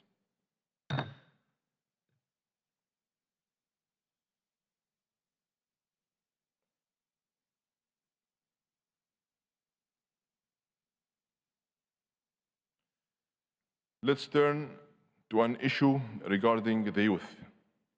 A priority for the United Arab Emirates for every element of this COP has been inclusion, especially inclusion of those who are most vulnerable and most impacted by the impacts of climate change, such as women, indigenous peoples, children, and youth. The UAE COP28 Youth Climate Champion, Her Excellency Shamma Al-Mazrou'i, has worked to build opportunities for youth to engage with the UNFCCC processes, strong inclusion of youth who are set to inherit the long-term impacts of climate change is a must, and we hope parties will discuss how this can be developed at this COP. I propose to hold consultations on a way forward on this important issue. I will appoint a senior member of my delegation to lead consultations on this issue. I invite the COP to turn to sub-item 2G, dates and venues of future sessions. In accordance with the principle of rotation among regional groups, the president of COP29 would come from the Eastern European states, and for COP30 from the Latin American and Caribbean states. The Latin American and Caribbean states have nominated Brazil to host COP30. I encourage the Eastern European states to accelerate and finalize their consultations on this matter to ensure timely decision. I propose that Hannah Al-Hashimi, a senior member of my delegation, conduct consultations on my behalf with a view to proposing a draft decision on this matter for adoption by the COP. Hearing no objection, it is so decided. I invite the COP to turn to agenda item 7, Warsaw International Mechanism for Loss and Damage Associated with Climate Change Impacts. The COP is invited to consider the matter of its authority over and guidance to the WIM, including its executive committee. I propose a senior member of my delegation to undertake consultations on this matter. Hearing no objections, it is so decided. I invite the COP to turn to agenda item 8, matters relating to finance, including sub-items A to G. For sub-item 8A, the COP is invited to continue discussions on long-term finance. It is also invited to consider the summary of the deliberations at the 5th High-Level Ministerial Dialogue on Climate Finance on the progress and fulfillment of the goal of mobilizing jointly the $100 billion per year by 2020, convened at COP27, and to take any action it deems appropriate. I propose to establish a contact group co-chaired by Carlos Fuller from Belize and Gard Lindes from Norway for consideration of matters under this subcommittee, under this sub-item. I would like now to invite the representatives of Germany and Canada to report on the progress and fulfillment of the goal mobilizing jointly the $100 billion per year by 2020. Germany, you have the floor. Thank you, Mr. President, COP President, Excellencies, distinguished colleagues. As we all know, climate finance is a key part of our collective strategy to address climate change, and now more than ever, delivering support is essential to responding growing needs of developing countries. These efforts include meeting the $100 billion mark urgently and continuing to improve the quality and the effectiveness of climate finance. I am here to briefly report back on the work that my colleague, Minister Stephen Guilbeault of Canada, and I have conducted over the past months and years on the progress made to deliver on the $100 billion climate finance goal. On November 16th, the Organization for Economic Cooperation and Development published a report showing that in 2021, climate finance contributors collectively provided and mobilized $89.6 billion in climate finance. This is an important increase from 2020 and exceeds projections made by the OECD in the context of the Climate Finance Delivery Plan led by Canada and Germany. We were pleased to see the OECD Secretary General indicating that based on preliminary data for 2022, There is a likelihood that the goal was already met in 2022 and certainly was met in 2023. This is further underpinned by the good increase of the report Climate Finance by MDBs in 2022. I hand it over now to my Canadian colleague. Thank you, Mr. President. Thank you, Germany. Canada, you have the floor. Thank you, Mr. President, and thank you, Special Envoy Morgan.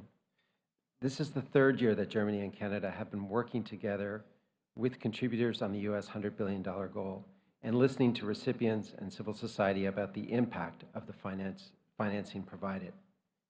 Meeting the $100 billion mark is an important step forward, but it is clear that we cannot stop here.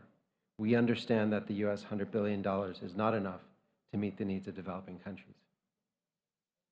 Meeting the $100 billion mark I would like in particular to highlight the positive trend noted in the OECD report regarding the increase in funding for LDCs and SIDS. However, supporting and amplifying ambitious climate action in the developing world will require much more in the future. The new goal is an opportunity to support developing countries in meeting needs outlined in Article 2.1 of the Paris Agreement. We look forward to working with all of you on the NCQG negotiations so that we can establish a transformational financial goal at COP29. Thank you, Mr. President.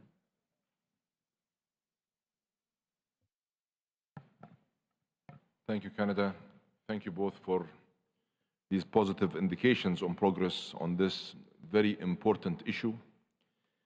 Regarding sub-item 8B, matters relating to the Standing Committee on Finance, the COP is invited to consider the report of the SCF and consider the recommendations of the SPI on the second review of the functions of the SCF and take any action it deems appropriate. I thank the co-chairs of the SCF, Gertrud Wolonski from Austria and Zahir Fakr from South Africa for their leadership and work this year. I propose to establish a contact group co-chaired by Apollonia Maiola from Italy and Ali Waqas from Pakistan for consideration of matters under this sub-item. Regarding sub-item 8C, report of the Green Climate Fund to the Conference of the Parties and guidance to the Green Climate Fund, the COP is invited to provide guidance to the GCF on policies, program priorities, and eligibility criteria taking into consideration the reports of the GCF and the SCF. I thank Noman Bashir Bahati from Pakistan and Victoria Gunderson from the United States of America for their leadership as co-chairs of the GCF board and the members of the board for their hard work. I propose to establish a contact group co-chaired by Marine Lanoy from France and Richard Mayongi from Tanzania for consideration of matters under this sub-item. For sub-item 8D, report of the Global Environment Facility to the Conference of the Parties and guidance to the Global Environment Facility, the COP is invited to provide guidance to the GEF on policies, program priorities, and eligibility criteria, taking into consideration reports of the GEF and the SCF. I thank the chairperson of the GEF, Carlos Manuel Rodriguez, and the GEF Secretariat for their work undertaken by the GEF. I propose to establish a contact group co-chaired by Ms. Lanoy and Mr. Mayongi for consideration of matters under this sub-item. For sub-item 8E, seventh review of the financial mechanism, the COP is invited to agree on the guidelines for the seventh review of the financial mechanism, taking into account the guidelines contained in the annex to decision 12/CP.22. I propose to establish a contact group co-chaired by Ricardo Marshall from Barbados and Solomon Schoenfield from the United Kingdom for consideration of matters under this sub-item.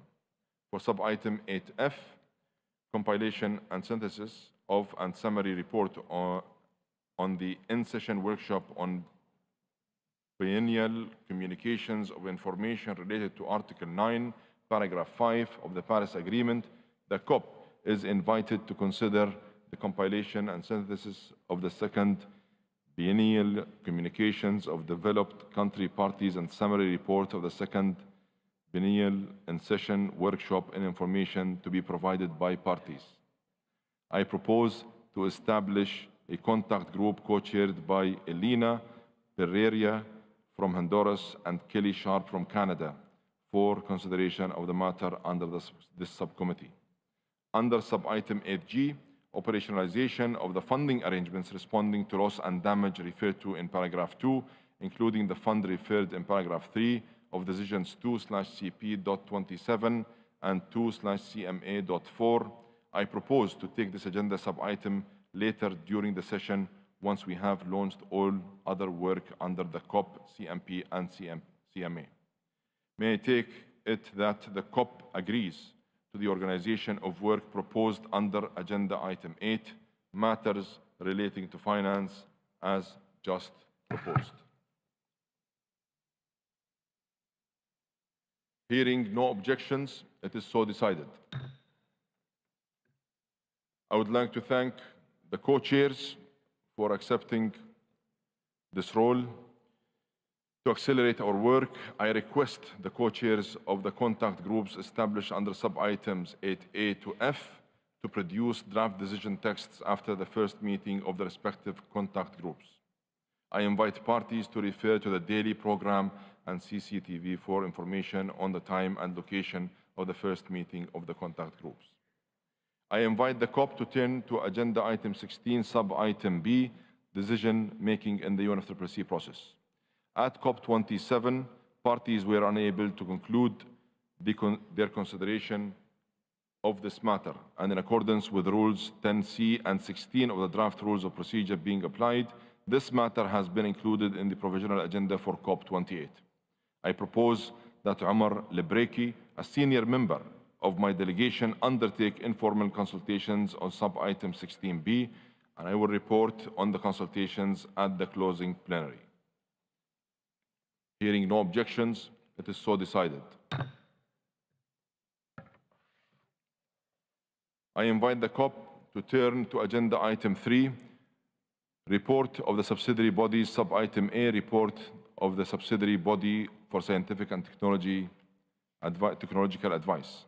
I invite the co-facilitators of the 2023 Ocean and Climate Change Dialogue convened at SBSTA 58 to present the findings of the informal summary report.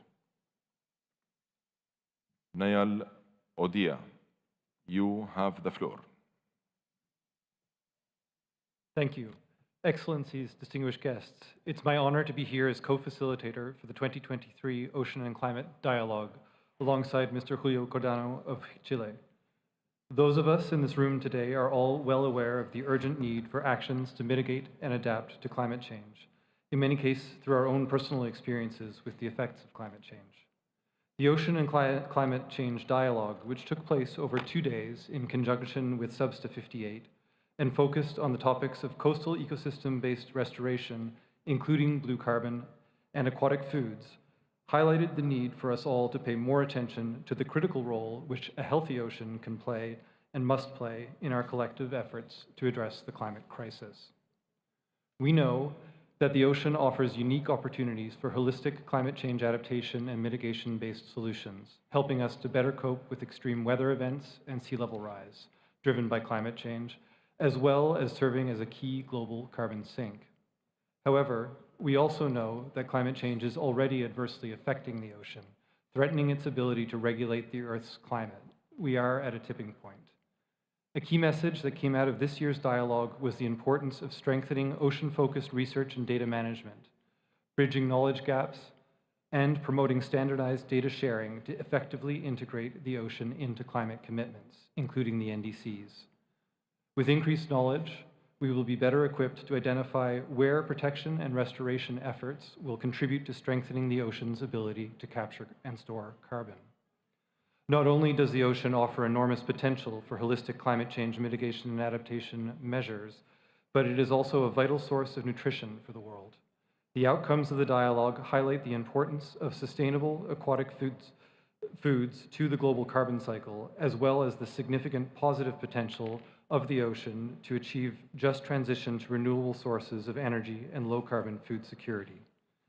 This year's dialogue has called for the integration of aquatic food climate solutions within national processes, including into the UNFCCC process, by adopting a systems-based approach and linking national climate policies with blue food production. The lessons learned from the dialogue emphasize that our globally shared ocean presents vital opportunities for taking ambitious climate action, and that we must act now. I would now like to give the floor to my co-facilitator, Mr. Cordano, to say a few words on moving this work forward. Excellencies, distinguished guests, ladies and gentlemen, parties to the UNFCCC and the Paris Agreement have recognized the importance of conservation, enhancement, and protection of the ocean to address the climate crisis. This year's dialogue was aimed at strengthening ocean-based climate action at national level and under the UNFCCC process. Over 250 positive solutions were shared by parties and observers at the dialogue, which showed the wealth of existing options and the importance of the ocean in the global fight against climate change. Through the dialogue, we learn about real-world examples of collaboration with indigenous peoples, local communities, vulnerable groups, youth, women, and the private sector that can address policy barriers, facilitate investments, and promote effective conservation efforts. The dialogue report calls on parties to continue integrating ocean-based climate solutions into national climate policies and strategies, including into NDCs and NAPs. The report also further stresses the importance of increasing, scaling up, and ensuring stable and accessible finance flows for the implementation of sustainable fishing practices and management and restoration of coastal ecosystems, and to strengthen the resources of the Secretariat to follow up on the parties' policies and practices in this regard. A key message that emerged from the Ocean Dialogue was strengthening institutional linkages between partners at national and international levels and across the UN mandates and processes, including the recent BBNJ Treaty and the Kunming-Montreal Global Biodiversity Framework to enhance global ambition and action for a climate-resilient ocean. The Paris Agreement emphasizes that the global stocktake should inform parties in enhancing their climate actions and international cooperation. In this line, a key message from the dialogue is that the GST outcomes considers guidelines for parties to be able to strengthen ocean-based measures in their updated NDCs and national strategies. It is our view that the ocean holds one of the keys to an equitable and sustainable planet, and this should be reflected in the outcomes of this important meeting. We remain available to parties, Niall and I, as co-facilitators of this dialogue, to parties and observers to continue engaging on the outcomes of the Ocean Dialogue. And for this, we will convene an informal and open meeting that is scheduled on the 3rd of December at 1 p.m. Thank you very much, Mr. President. Thank you, Julio and Niall. We will return to agenda item 3 once the work of the subsidiary bodies has concluded. Delegates, this brings us to the end of the first meeting of the COP. We will meet later today for the joint plenary of the governing and subsidiary bodies to hear statements from groups of parties and observers after the opening plenaries of the subsidiary bodies. We will resume this meeting of the COP after the CMA opening plenary to consider COP agenda sub-item 8G, operationalization of the funding arrangements for responding to loss and damage referred to in paragraph 2, including the fund referred to in paragraph 3 of decisions 2/CP.27 and 2/CMA.4. This meeting of the COP is suspended.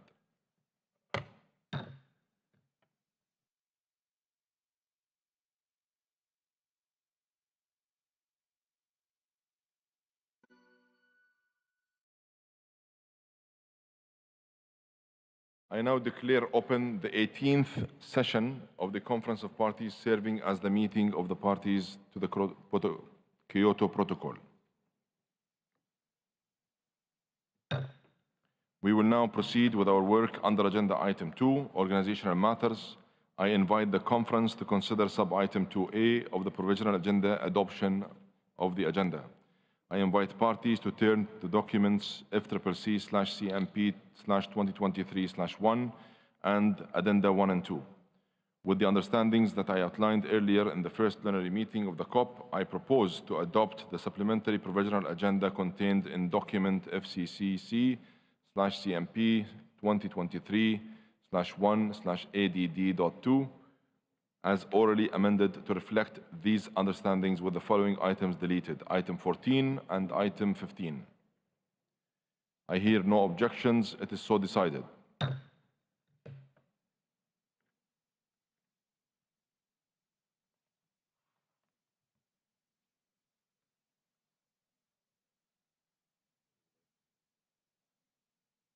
I invite parties to agenda sub-item 2B, election of additional officers. As I mentioned during the COP opening plenary, Mohammed Nasser of Egypt has been continuing consultations on the election of officers to bodies under the Convention, the Kyoto Protocol, and the Paris Agreement on my behalf.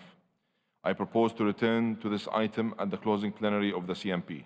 I once again urge parties to intensify efforts to transmit the remaining nominations by the deadline of 8 p.m. GST on Saturday, December 9th.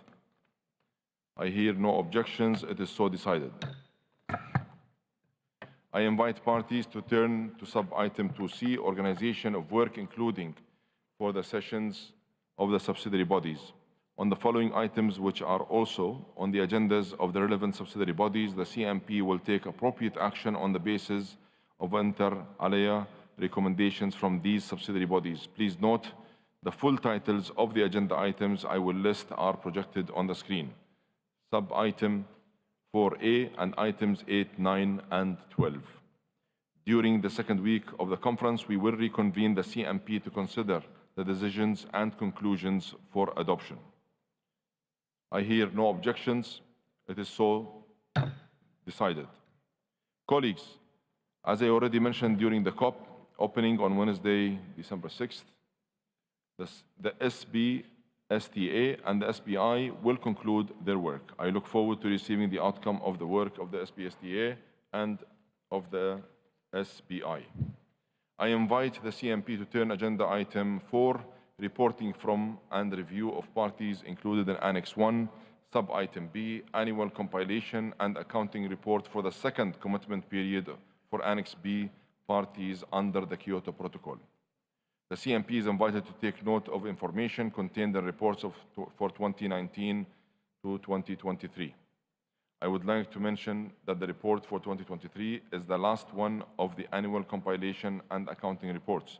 The CMP may wish to note that this concludes the consideration of this agenda item. And I hear no objections. It is so decided. I invite the CMP to turn to agenda item 5, matters relating to the Clean Development Mechanism. Under this item, the CMP is invited to consider, inter alia, the annual report of the CDM Executive Board and the technical paper prepared by Secretariat in response to the CMP 17 mandate. Subsequent to the publication of the annual report, the Executive Board met in Dubai earlier this week and requested further guidance on specific matters to the CMP. The meeting report is available on the CDM web pages of the UNFCCC website. I would like to thank CDM Executive Board Chair Lambert Schneider and Vice Chair Spencer Thomas for their leadership, and the members and alternate members of the board for their hard work. I propose to establish a contact group to consider this item to be co-chaired by Kazuhisa Kwakotsu from Japan and Alec Movandika from Zambia. Hearing no objections, it is so decided. I now invite the CMP to turn to agenda item 6, matters relating to joint implementation. CMP 17 decided to terminate the Joint Implementation Supervisory Committee. It requested the Secretariat to take necessary steps to conclude matters relating to the operation of the committee for consideration at CMP 18. The CMP is invited to consider and provide guidance on this matter, and for this purpose, I will propose a senior delegate to work on a draft decision with the support of the Secretariat. Hearing no objections, it is so decided. I now invite the CMP to turn to Agenda Item 7, matters relating to the Adaptation Fund. Under this item, the CMP is invited to consider the annual report of the Adaptation Fund Board. I would like to thank the Chair of the Adaptation Fund Board, Antonio Navarra from Italy, and the members and alternate members of the board for their hard work. I propose to establish a contact group to consider this item, to be co-chaired by Diane Blackline from Antigua and Barbuda and Louise Rosario from France. I hear no objections. It is so decided. I invite the CMP to turn to Agenda Item 10, Report of the Compliance Committee. I'd like to thank the chairpersons of the committee,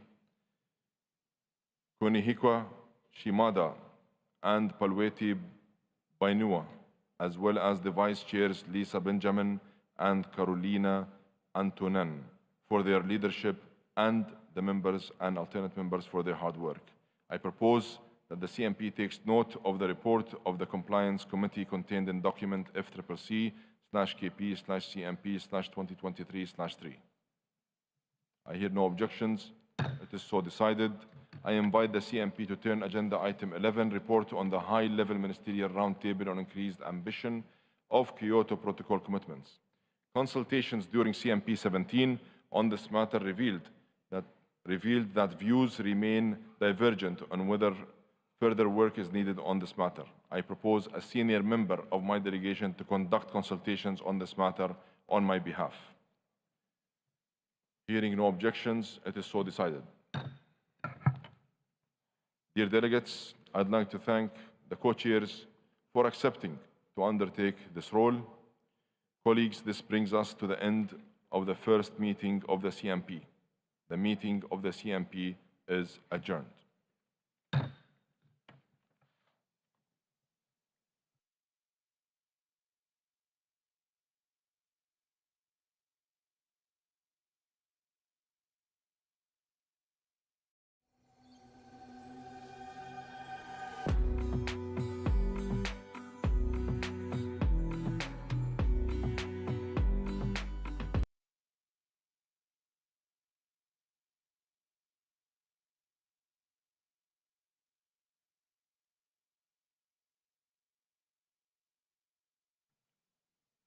Distinguished delegates, I now declare open the fifth session of the Conference of Parties, serving as the meeting of the parties to the Paris Agreement. We will now proceed with our work under Agenda Item 2, Organizational Matters. I invite parties to turn to documents FCCC/CMA/2023/1 and Addenda 1 to 3. I invite the CMA to consider sub-item 2A of the provisional agenda, adoption of the agenda. With the understandings that I outlined earlier in the first plenary meeting of the COP, I propose to adopt the supplementary provisional agenda contained in document FCCC/CMA/2023/1/ADD.3 as amended to reflect these understandings, with the following items deleted. Sub-items 10H and 10I, Item 16, Item 19, Item 20, Item 21, Item 22, and Item 23. Hearing no objections, it is so decided.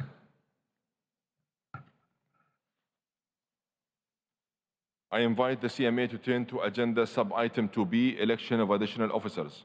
As I mentioned during the COP and CMP opening plenaries, Mohammed Nasser from Egypt has begun consultations on the election of officers to bodies under the Convention, the Kyoto Protocol, and the Paris Agreement, and will continue the consultations to finalize the nominations. Again, I urge parties to intensify efforts to conclude the remaining nominations so that these can be transmitted by the deadline of 8 p.m. GST on Saturday, December 9th. I propose to return to this item at the closing plenary of the CMA.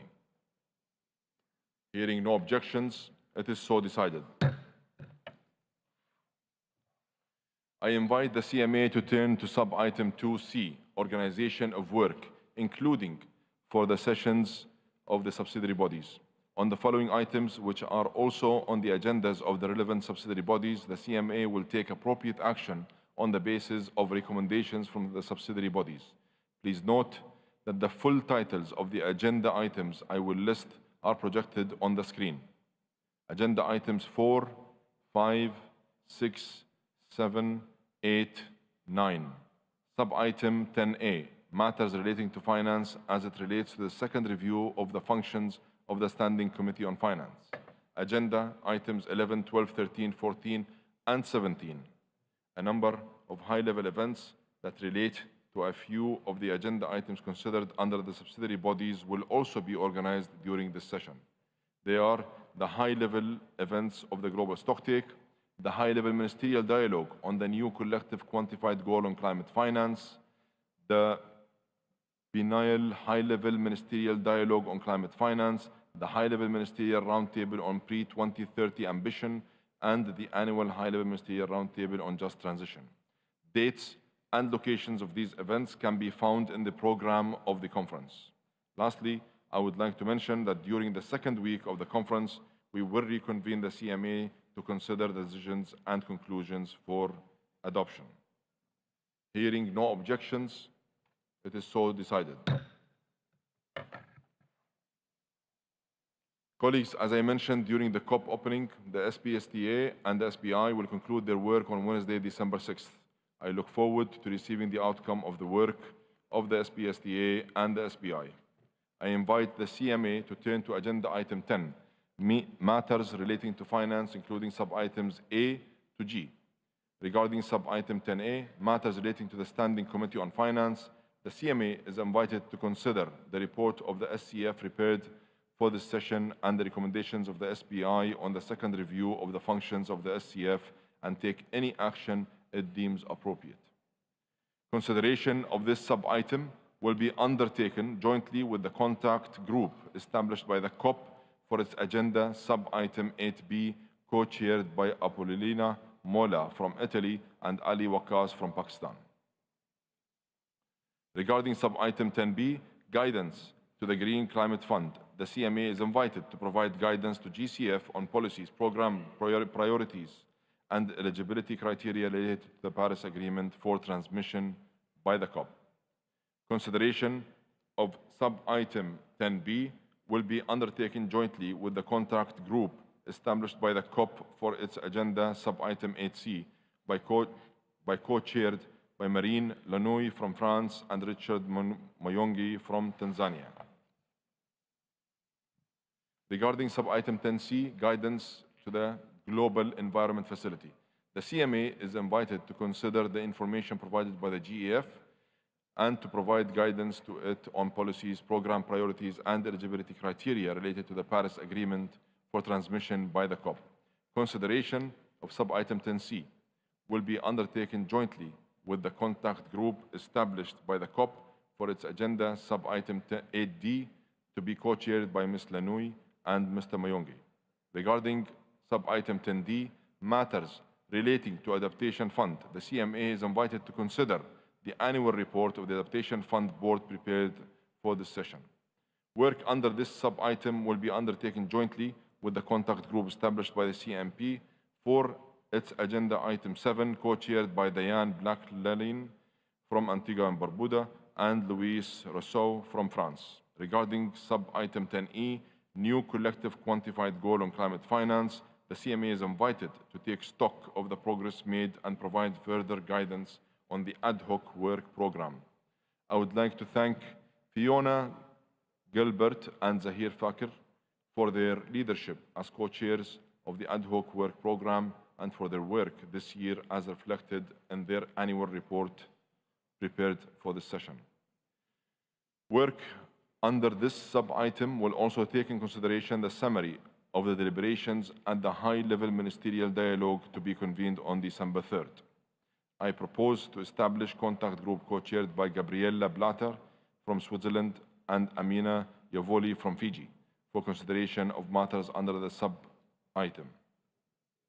Regarding sub-item 10F, compilation and synthesis of and summary report on the in-session workshop on biennial communications of information related to Article 9, Paragraph 5 of the Paris Agreement, the CMA is invited to consider the documents prepared for the session and presented in the annotations. The CMA is also invited to consider updating the types of information contained in the Annex to Decision 12/CMA.1 on the basis of parties' experience and lessons learned in the preparation of their biennial communication of indicative, quantitative, and qualitative information. In addition, the CMA will convene on December 8th a high-level ministerial dialogue on climate finance to be informed by the compilation and synthesis of the second biennial communication from developed country parties and summary report of the second biennial in-session workshop of information to be provided by parties. Consideration of this sub-item will be undertaken jointly with the contact group established by the COP for its agenda sub-item 10F, co-chaired by Elena Pereira from Honduras and Kelly Sharp from Canada. Regarding sub-item 10G, operationalization of the funding arrangements for responding to loss and damage referred to in paragraph 2, including the fund established in paragraph 3 of decision 2/CP.27 and 2/CMA.4, I propose to take up this agenda sub-item together with COP agenda sub-item 8G later during the meeting. May I take it that the CMA agrees to the organization of the work proposed for item 10, matters relating to finance. Hearing no objections, it is so decided. I would like to thank the co-chairs for accepting this role, and I invite delegates to consult CCTV and the daily programs for detailed information on the meetings and events. To accelerate our work, I request the co-chairs of the contact group established under 10A to F to produce draft decision texts after the first meeting of the respective contact groups. I invite the CMA to turn to sub-item 14B, rules, modalities, and procedures for the mechanism established by Article 6, Paragraph 4 of the Paris Agreement and referred to in Decision 3/CMA.3. The CMA is invited to consider the annual report and the recommendations of the supervisory body for the mechanism established by Article 6, Paragraph 4 of the Paris Agreement. I would like to thank the chair and the vice chair of the supervisory body, Olga Ghassan Zad and El Haji Mbayi Deyangi, for their leadership, and members and alternate members of the body for their hard work. I propose to establish a contact group co-chaired by Sonam Tashi from Bhutan and Kate Hanok from Australia for consideration of matters under this item. Hearing no objections, it is so decided. I'd like to thank the co-chairs for accepting this role. I invite the CMA to turn to agenda item 15, report of the Committee to Facilitate Implementation and Promote Compliance referred to in Article 15, Paragraph 2 of the Paris Agreement. I would like to thank Christina Voigt and Hasib Gohar, co-chairs of the committee, for their leadership, as well as the members and alternate members for their hard work. I invite the CMA to take note of the information contained in the 4th annual report of the Paris Agreement Implementation and Compliance Committee, contained in document FCCC/CMA/2023/4, including the recommendation that with respect to paragraph 2 of decision 20/CMA.1, the CMA undertake the first review of the committee's modalities and procedures in 2024, noting that CMA 7 will take place in 2025 instead of 2024, owing to the coronavirus pandemic. Hearing no objections, it is so decided.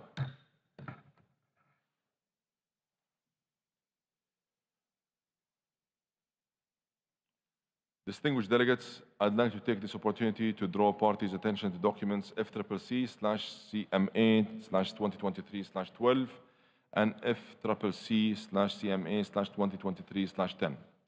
The first document was prepared by the Secretariat at the request of CMA3 and presents an update of the synthesis report on nationally determined contributions under the Paris Agreement referred to in Decision 1/CMA.2, paragraph 10. The second document was prepared by the Secretariat at the request of CMA4 and presents a synthesis report on long-term low greenhouse gas emissions development strategies referred to in Article 4, paragraph 19 of the Paris Agreement.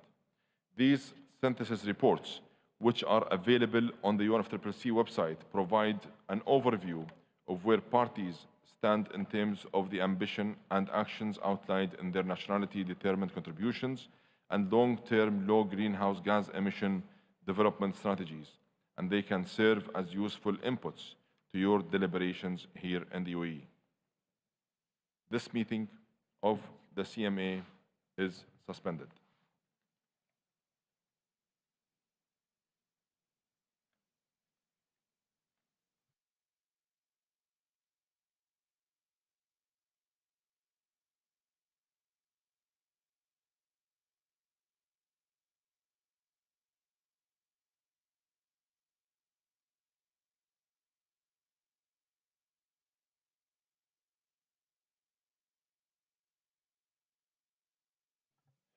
Dear delegates, as I informed you earlier, we now return to COP Agenda Item 8G and CMA Agenda Item 10G, operationalization of the funding arrangements for responding to loss and damage, referred to in paragraph 2, including the fund referred to in paragraph 3 of Decisions 2/CP.27 and 2/CMA.4. We will be considering the draft decisions on this matter first in the COP and then in the CMA. I resume the first meeting of the COP. I invite parties to turn to COP Agenda Sub-Item 8G, operationalization of the funding arrangements for responding to loss and damage referred to in paragraph 2, including the fund referred to in paragraph 3 of Decisions 2/CP.27 and 2/CMA.4. In Sharm el-Sheikh, the COP and the CMA adopted historic decisions to establish funding arrangements and a fund for assisting developing countries that are particularly vulnerable to the adverse effects of climate change in responding to loss and damage. A transitional committee on the operationalization of the new funding arrangements for responding to loss and damage and a fund was also established. The committee engaged in extensive deliberations throughout the year, including an additional session held here in the United Arab Emirates in Abu Dhabi from November 3rd to 4th. It worked diligently in developing recommendations for consideration and adoption by the COP and the CMA, demonstrating significant compromise and flexibility to achieve agreement, and by doing so, delivered on its mandate. I thank every member of the committee for their dedication, constructive engagement, and spirit of compromise, which I hope will continue to inspire all of our work here in Dubai.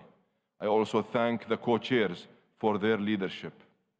I invite the co-chairs of the Transitional Committee, Oti Honkatukia from Finland and Richard Sherman from South Africa, to report on the work of the committee. Richard, you have the floor. Thank you very much, Mr. COP Presidency. We welcome your election, and on behalf of South Africa, just to express our full support for your efforts to ensure that we have a successful outcome here in Dubai. I also wanted to thank you for the opportunity to address the sessions with a brief report back on the work of the Transitional Committee. As colleagues recall, decisions in Sharm el-Sheikh established the Transitional Committee to operationalize the fund. We were given a very clear mandate. We were also given a very hard task in a very short amount of time. And I'm very grateful to be able to report back on behalf of Uti and the Transitional Committee members that we have delivered on our task. The outcome might not be satisfactory to all people. We certainly know that our colleagues in civil society have been shouting at us, but we welcome those voices. They are encouraging to us. We hope in the future we'll agree more closely on certain issues, but I wanted to thank all the participants to the Transitional Committee process, not just the members, but everybody who participated in our work, in our deliberations throughout the year, plus the workshops we held that were mandated, the Glasgow Dialogue and the SBI chairs for their support. I think collectively, all these inputs have made our work more robust. It's also made our work a lot harder, but I believe that as the committee, we have agreed on our recommendations by consensus. Thank you again to the UAE for hosting the 5th meeting in Abu Dhabi just after the pre-COP. And therefore, we're happy to present our recommendations to you. So in terms of the formal handing over of our report, these are in documents FCCC/CP/2023/9 and FCCC/PA/CMA/2023/9. The outcomes are a result of many months of complex work. It has been very challenging, but it represents a milestone achievement by a small group of representative parties we are able to deliver our report to you here. I would like to just finally thank my colleague Uti for working alongside me throughout the year, and to the Secretariat. And on this note, I will hand over to Uti to complete our report. Thank you, Chair. Thank you.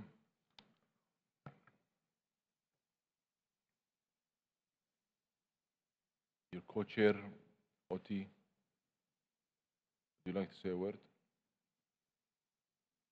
Thank you, President, and thank you, dear Richard. I mean, we really want to sincerely thank all the members of the Transitional Committee for the dedication, for the really constructive spirit, all the work throughout the year. And this has really enabled us now to arrive at this positive outcome. More specifically, I want to thank the government of Egypt, the Dominican Republic, and the United Arab Emirates for their generosity and hospitality in hosting the meetings during this year. Also, on behalf of Richard and myself, I want to express our gratitude to the agencies that took part in the Technical Support Unit. They provided really important technical inputs to our work this year, and also to the many observers and other stakeholders who made submissions, attended meetings and workshops, and shared their valuable insights and experiences with us. Your significant contributions strengthened our work and really served as a powerful reminder of what this work means for communities and countries on the front lines of climate change. While this was not an easy journey, and on a very personal note, I'm pretty sure that there are parts of this journey that neither my co-chair, Richard of South Africa, nor I wish to experience ever again, we are confident that the outcomes of this process serve as a strong foundation upon which the international community can now continue to build the new fund, the new funding arrangements, and continue to strengthen the existing funding arrangements, all of which have been widely welcomed as a beacon of hope for the climate vulnerables across the globe. Thank you. Thank you both for your hard work. I invite the COP to turn to document FCCC/CP/2023/L.1 containing the draft decision entitled The Operationalization of the New Funding Arrangements, including a fund responding to loss and damage referred to in paragraphs 2-3 of decisions 2/CP.27 and 2/CMA.4. It is my understanding that some parties may offer to contribute to the fund, and I encourage parties to consider making such pledges during this session. I request the Secretariat to update paragraph 14 of the decision to reflect any offers to contribute made during this conference. Further, I also request the Secretariat to make available on UNFCCC website all offers to contribute as they are made. I recommend that once operational, the board take up the matter of a name for this fund for climate impact response. On these understandings, I invite the COP to adopt the draft decision contained in document FCCC/CP/2023/L.1. Hearing no objections, it is so decided.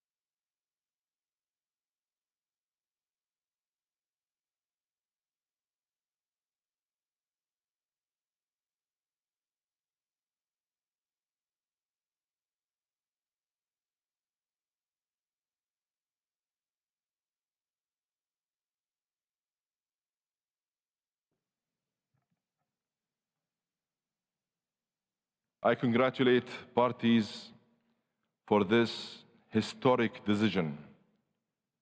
This sends a positive signal of momentum to the world and to our work here in Dubai. I encourage parties to nominate members and alternate members of the board of the fund here in Dubai so that we can immediately have the board operational and serving the developing countries particularly vulnerable to the adverse effects of climate change. I propose that parties wishing to intervene do so following adoption of the decision under the CMA. With this, I declare the first meeting of the COP adjourned.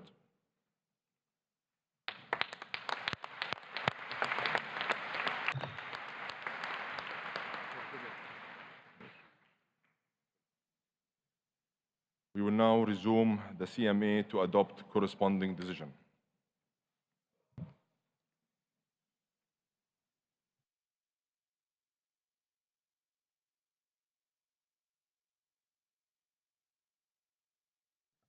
I resume the first meeting of the CMA.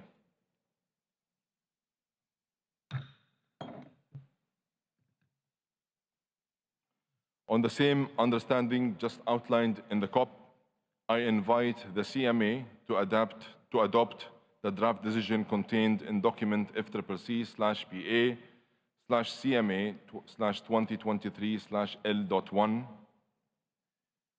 And I hear no objections. It is so decided.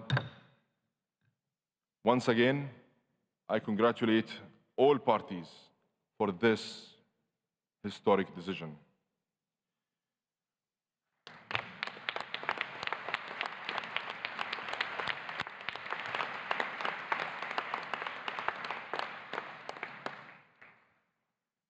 We have delivered history today. The first time a decision has been adopted on day one of any COP.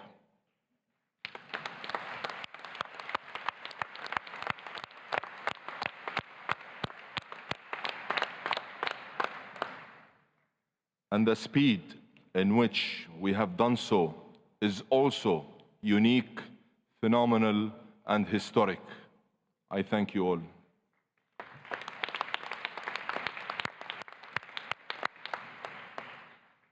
Getting this done demonstrates the hard work of so many, particularly members of the Transitional Committee who worked tirelessly to get us to this very important point. This is evidence that we can deliver. COP28 can and will deliver. And colleagues, this now sets a clear ambition for us to agree a comprehensive, ambitious GST decision over the next 12 days.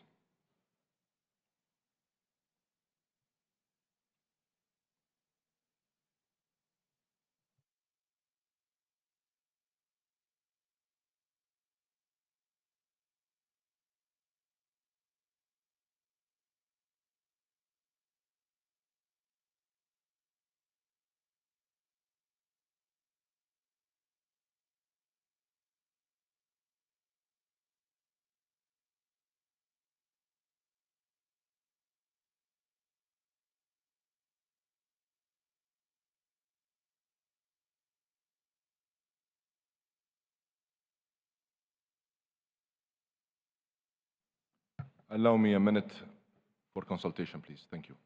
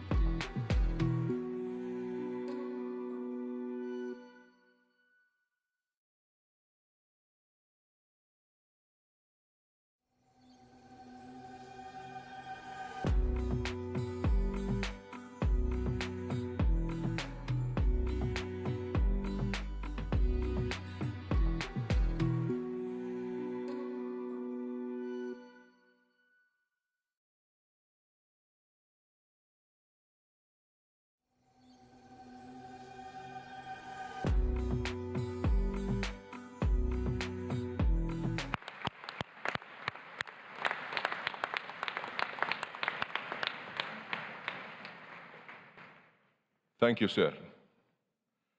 The COP28 presidency is committed to delivering outcomes for the climate vulnerable. I also understand a number of parties would like to take the floor to make pledges to the fund. The floor is open.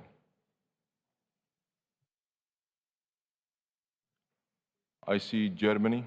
Germany, you have the floor. Thank you, Mr. President. We would like to hand over the floor to Federal Minister Svenja Schulze, Minister for Economic Cooperation and Development, on this historic day, if she is able to join us. And if not, then there she is, Minister Schulze.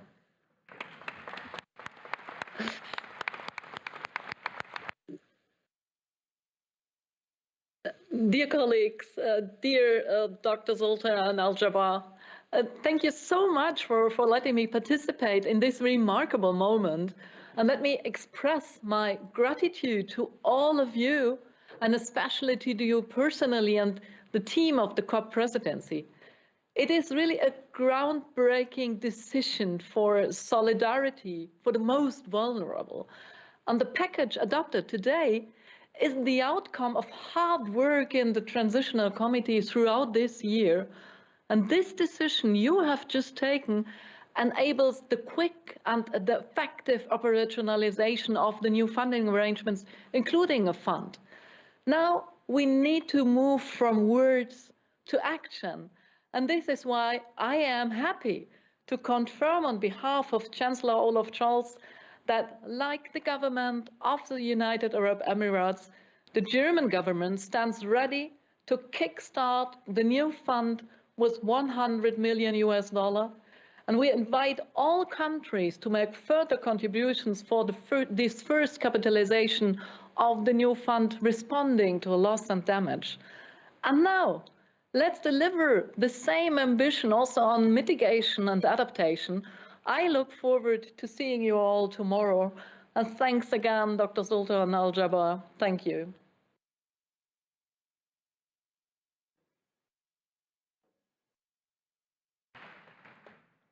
Thank you, Germany. And I see United Kingdom have asked for the floor.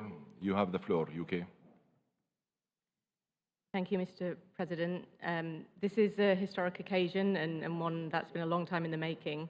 And we want to thank the UAE presidency, the former Egyptian presidency, as well as the co-chairs, the Secretariat, and all the members of the Transitional Committee for the tireless work over the past year. And we also want to acknowledge those who fought for many years to get us to this point. The UK was honoured to play our part in the Transitional Committee, and we join those before us in strongly welcoming the establishment of the fund and funding arrangements.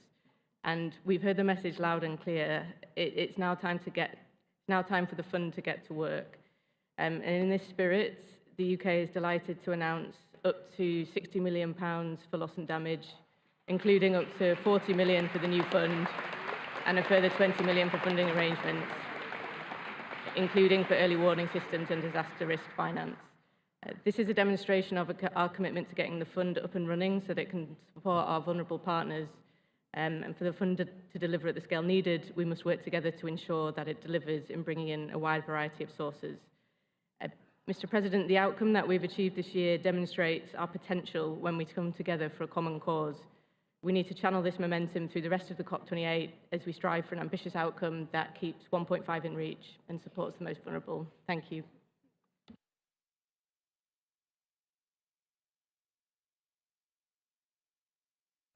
Thank you, UK. I understand the United States have asked for the floor.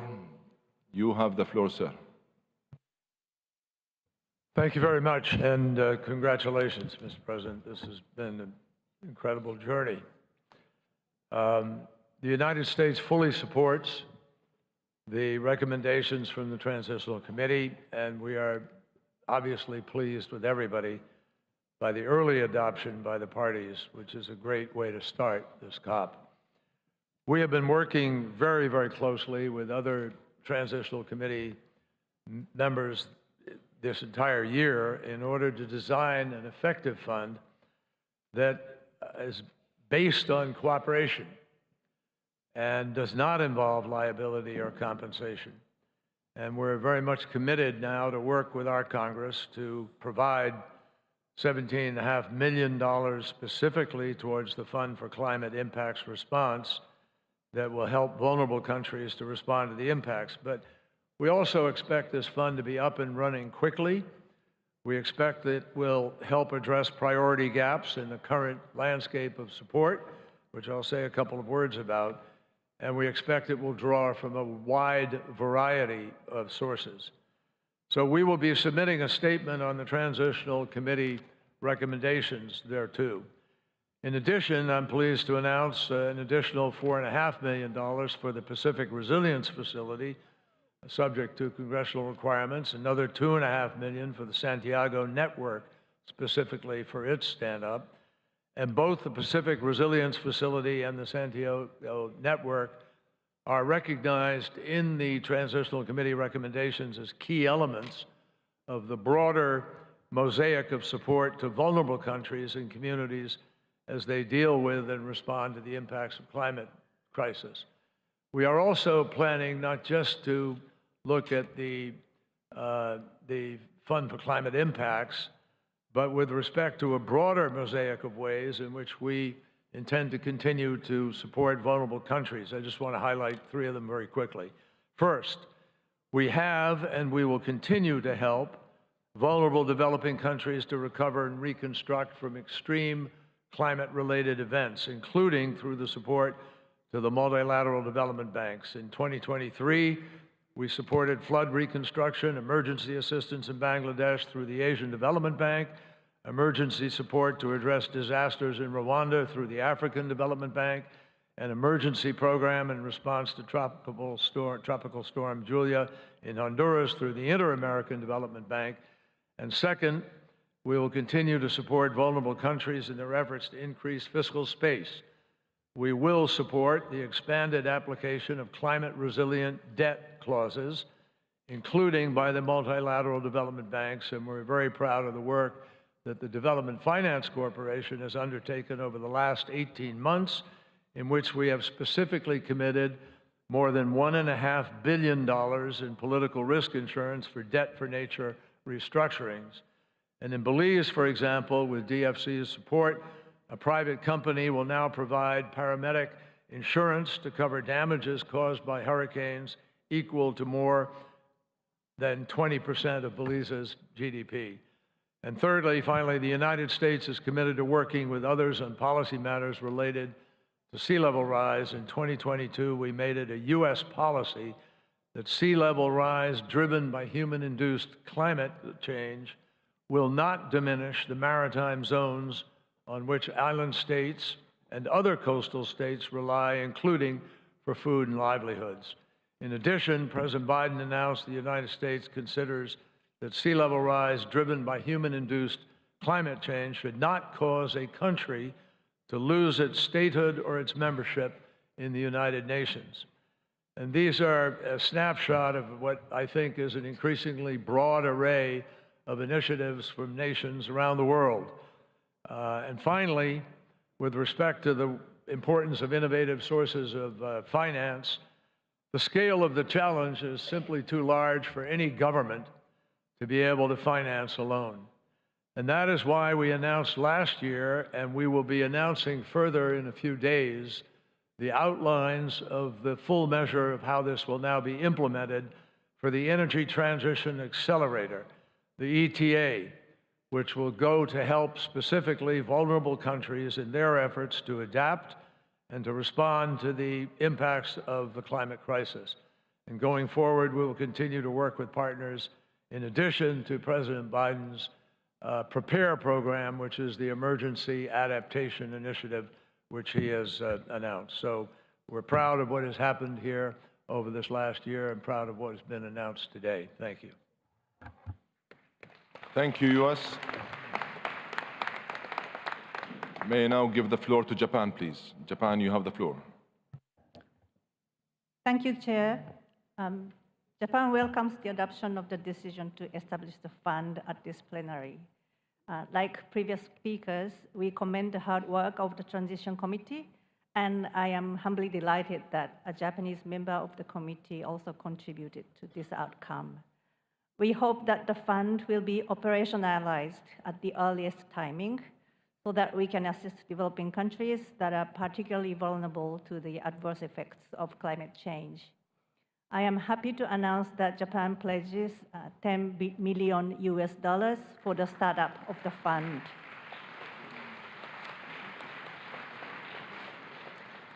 This fund is about global solidarity and should be supported by various funding sources, including from all countries that have the capacity to do so. Japan is determined to actively participate in the discussions towards the early operationalization of the fund. I thank you, Chair.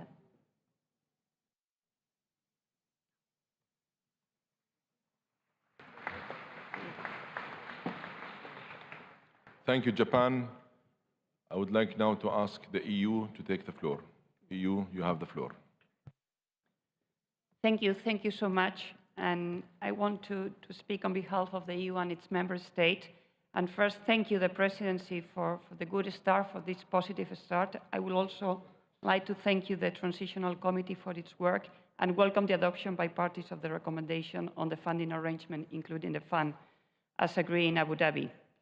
By adopting the TC's recommendations, COP28 has delivered on the historic COP27 decision under Egypt's leadership and sends a strong signal of solidarity with developing countries particularly vulnerable to the adverse effects of climate change, including LDCs and SIDS. In this positive atmosphere, I am happy to share that the EU and a number of member states are announcing pledges to the fund and the funding arrangement at this COP, including to accelerate political momentum during the high-level segment. These pledges will provide a significant contribution to the operationalization of the fund and to get it up and running. We hope it will create an environment of trust and confidence. Thank you so much. Thank you, EU. I'd like to invite Turkey to take the floor. Turkey, you have the floor.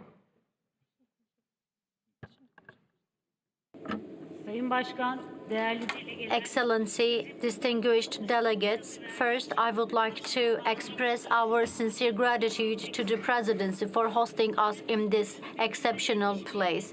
Today, we witness a robust global collaboration and trust-building efforts. Turkey views this historic decision on loss and damage with utmost satisfaction. And the cross-chapter paper 4 especially prepared for the Mediterranean region for the first time, as outlined in the Intergovernmental Panel on Climate Change, has already shown that this 1.5 degree scenario within the basin it resides in is happening. And only in 2022, Turkey has experienced more than 2,000 extreme weather events and disasters resulting from the climate change. For example, the floods, droughts, storms, and wildfires in an unprecedented frequency and impact. Esteemed delegates, I would like to clearly state the position of Turkey in regard to the implementation of loss and damage fund regulations, including the conformity and institutional arrangements on the fund. Turkey, as a developing country that ratified the Paris Agreement, stands as one of the countries considered particularly vulnerable in the light of scientific data. Turkey is a country which faces unjust treatment so far within the UNFCCC climate financing mechanism. A new financing mechanism which prioritizes the needs of developing countries and aiming to serve to the climate justice is needed to be made functional in a just manner while not leaving our country behind. This constructive stance of Turkey should not be interpreted as a compromise from our determination over this issue. Excellency, I request that our stance and intervention be duly noted in the records and included in the Presidency's report on this matter. Once again, I would like to thank the United Arab Emirates COP28 Başkanı, the President-designate of COP28, Dr. Sultan Al-Jaber in person, for hosting and leading this long and challenging process to succeed in an inclusive and transparent manner, leaving no one behind.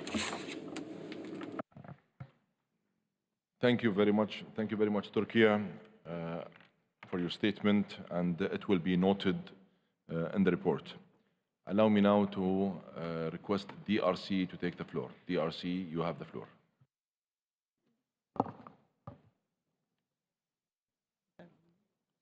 Merci beaucoup. Thank you very much.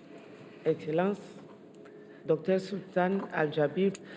Dr. Sultan Al-Jaber, President of COP28. Au nom de la République démocratique. On behalf of the Democratic Republic of Congo, Sincèrement, I should like to sincerely congratulate you on this extraordinary decision taken in such a quick time frame, the decision to set up the fund des changements climatiques. to respond to climate change.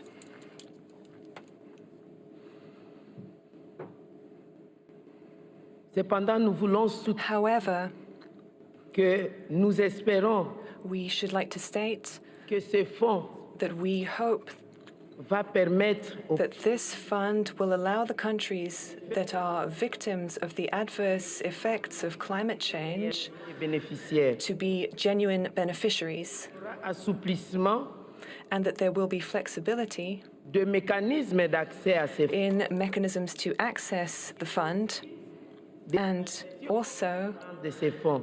that there will be transparent management of the fund.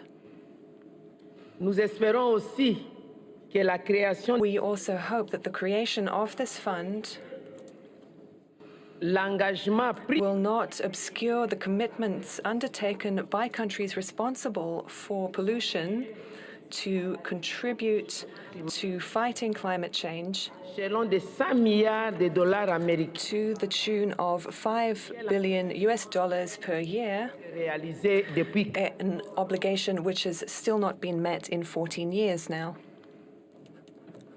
la lutte contre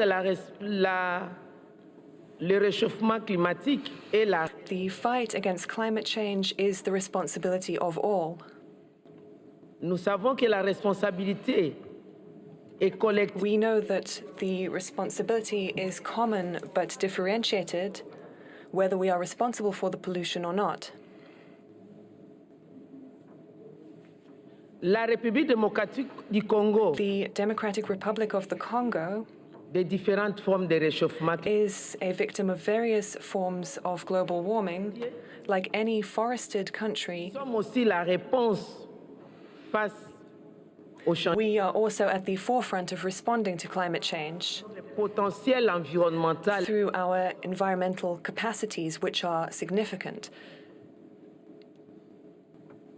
par principe de responsabilité collective. Under the principle of common but differentiated responsibility, and on behalf of forested countries, on behalf of the 3 tropical basins, Face à la lutte contre, which are at the heart of responding to climate change, nous voulons aussi annoncer notre intention de contribuer. it is also our intention to contribute to these funds, because we are not only victims, we also have the answer.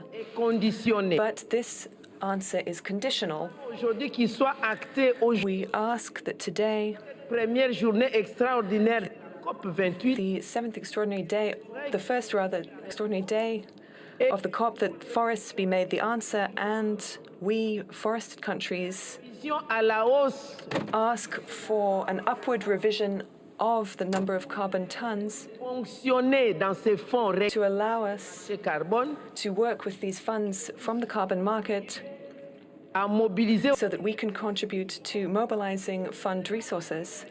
This will allow us nos propres projets to fund our own adaptation and mitigation projects, de booster la solidarité and also to bolster à ces pays insulaires solidarity for island and desert nations qui ne regorgent who de réponses are victims pour lutter contre les changements and who also need nature-based solutions to combat climate change. actés que le pays faut We also ask à intégrer les marchés what we are requesting to be done, that is au lieu de rester inclusion of sovereign markets instead of remaining at the mercy of the voluntary carbon credit markets. les propositions que nous avons données en These are the proposals that we have. ces fonds We remain ready to de ces revendications. contribute to the fund. Je vous remercie. This was what I wanted to bring to your attention. Thank you.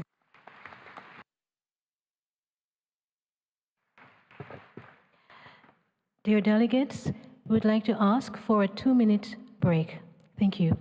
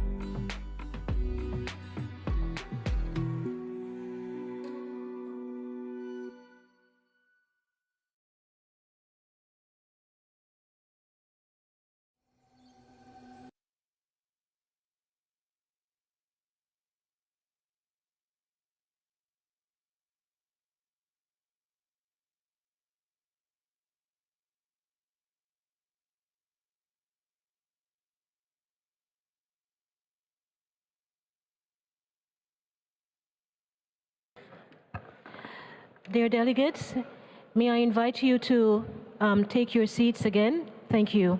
We will start in 30 seconds. Thank you.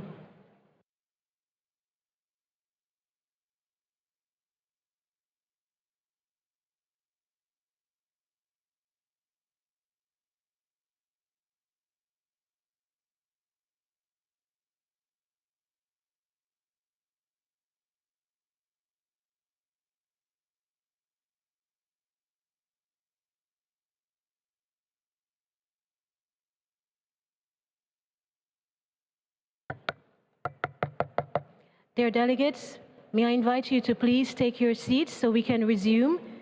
Thank you.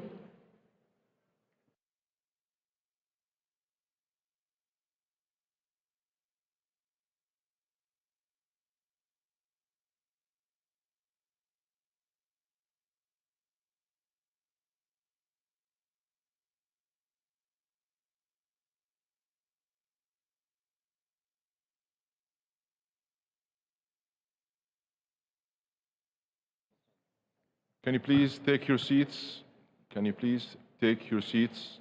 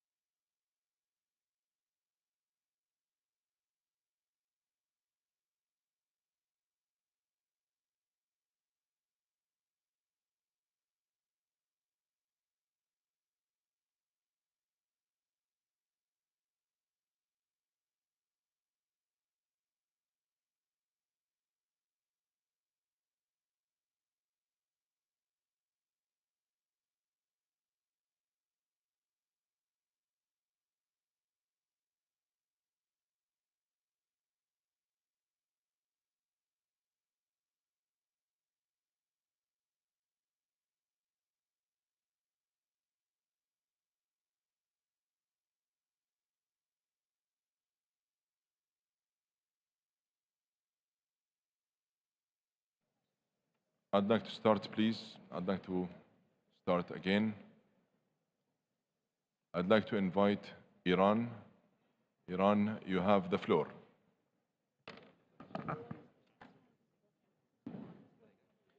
Thank you very much, Mr. President. Since this is the first time my delegation has the opportunity to speak, we would like to extend our congratulations to you and to your good country for your presidency. Excellency, the same as many other delegations, we wish to echo our voice of congratulation and support on the adoption of the Loss and Damage Fund.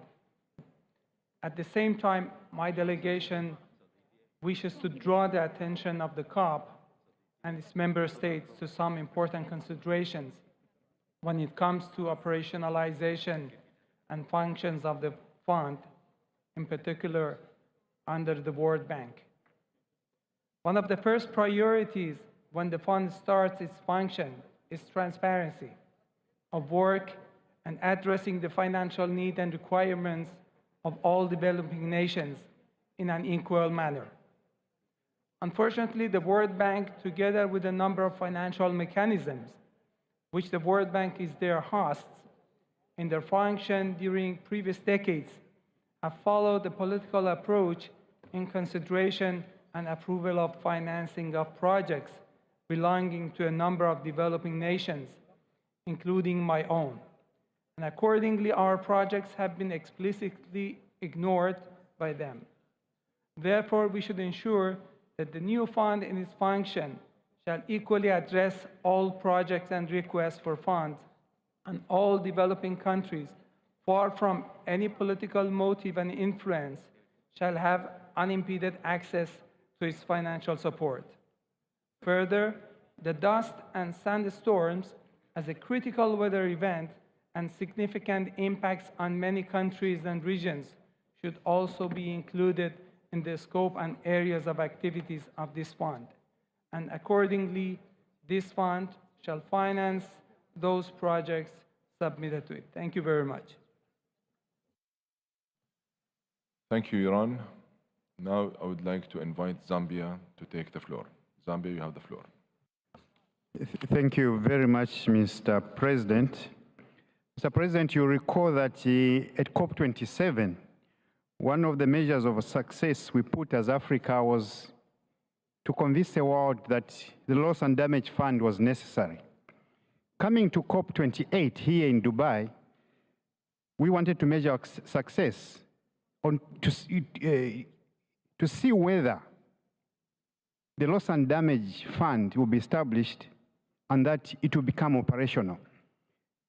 To see, Your Excellency, that this has not only been established, accepted to be established, but that developed countries have already started putting in money, obviously to the tune of more than $200 million in the first 20 minutes of acceptance. I think this is a good statement of intent that this world means business, and that the developed world and the developing world will start building that trust necessary to ensure that climate action is enhanced. We therefore call upon all the other developed countries to put in more money, because the fund has to be established and established at scale. Mr. President, we believe that the small difficulties we had, one of them is where the host of the fund, various mechanisms are peripheral issues. To accept that the fund be established, the framework be established, and to see money flowing in means that we should start moving, and moving as quickly as possible. This is a trust we need. We encourage the developed countries to put more funds to ensure that no country remains behind. Mr. President, I thank you.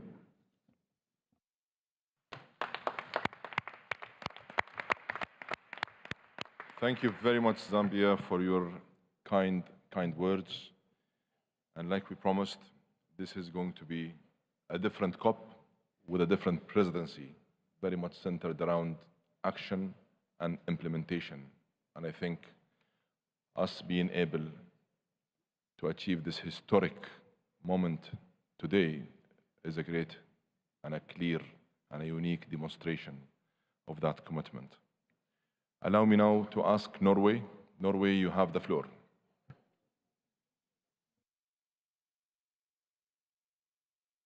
Thank you, Mr. President.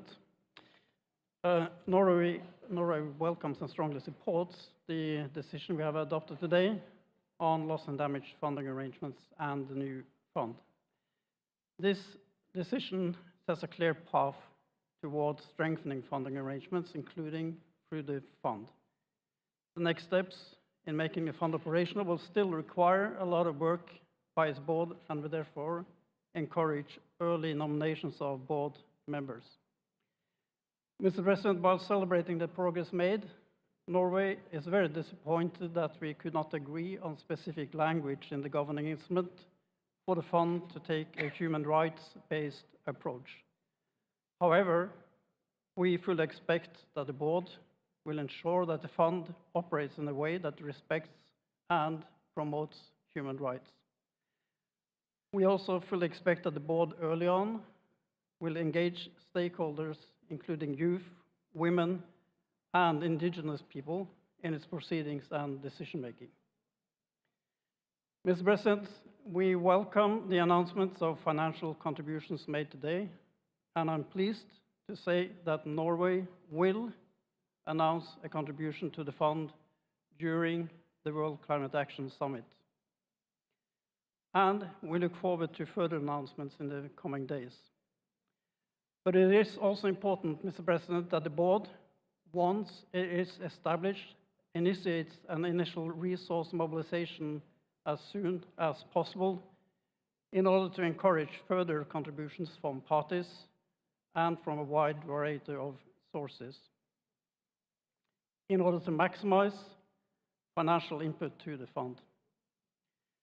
We should also enhance work on how to ensure other sources of financial input to the fund, including innovative sources of finance.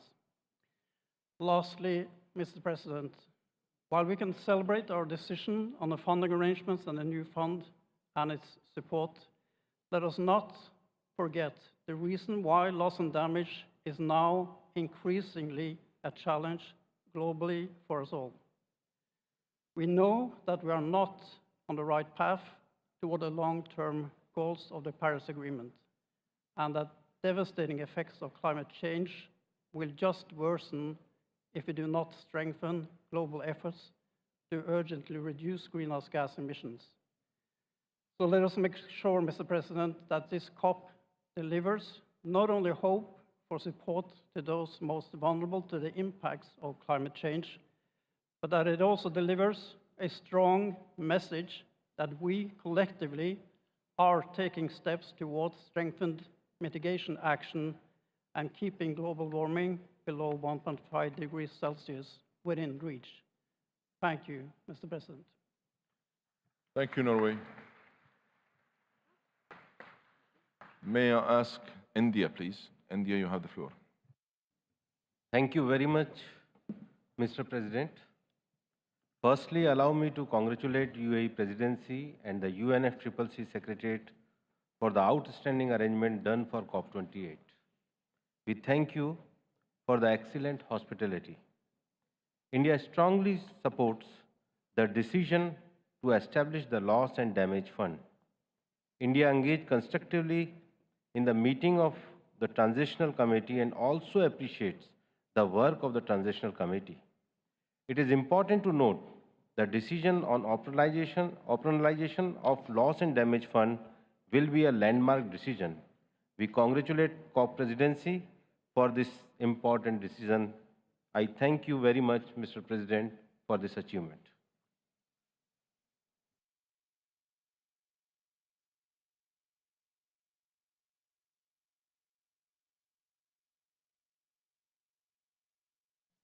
Thank you, India. May I now request Colombia to take the floor, please? Thank you very much, Mr. President. since it is the first time that my delegation takes the floor, I would like to convey our best wishes to you, Excellency, the incoming presidency, and reiterate the support of Colombia for a successful conference of the parties. I would like to start by expressing my sincere gratitude to the co-chairs, Uti and Richard, who drove us to reach a successful agreement, and my fellow colleagues, members of the TC, for their engagement and high spirits, which made this possible. Loss and damage has been at the heart of the political discussions for climate justice since the creation of the United Nations Framework Convention on Climate Change, dating back to a 1991 proposal by the small island nation. Vulnerable countries, G77, have fought for over 30 years for loss and damage to be reflected in the structure of the climate regime, formal decisions, finance mechanisms, negotiating agendas, and in general, as part of the formal systemic response to address climate change. It is undisputable that mitigation and adaptation action and support are key to avert and minimize climate impacts and risks, and reduce the losses and damages frontline communities are facing.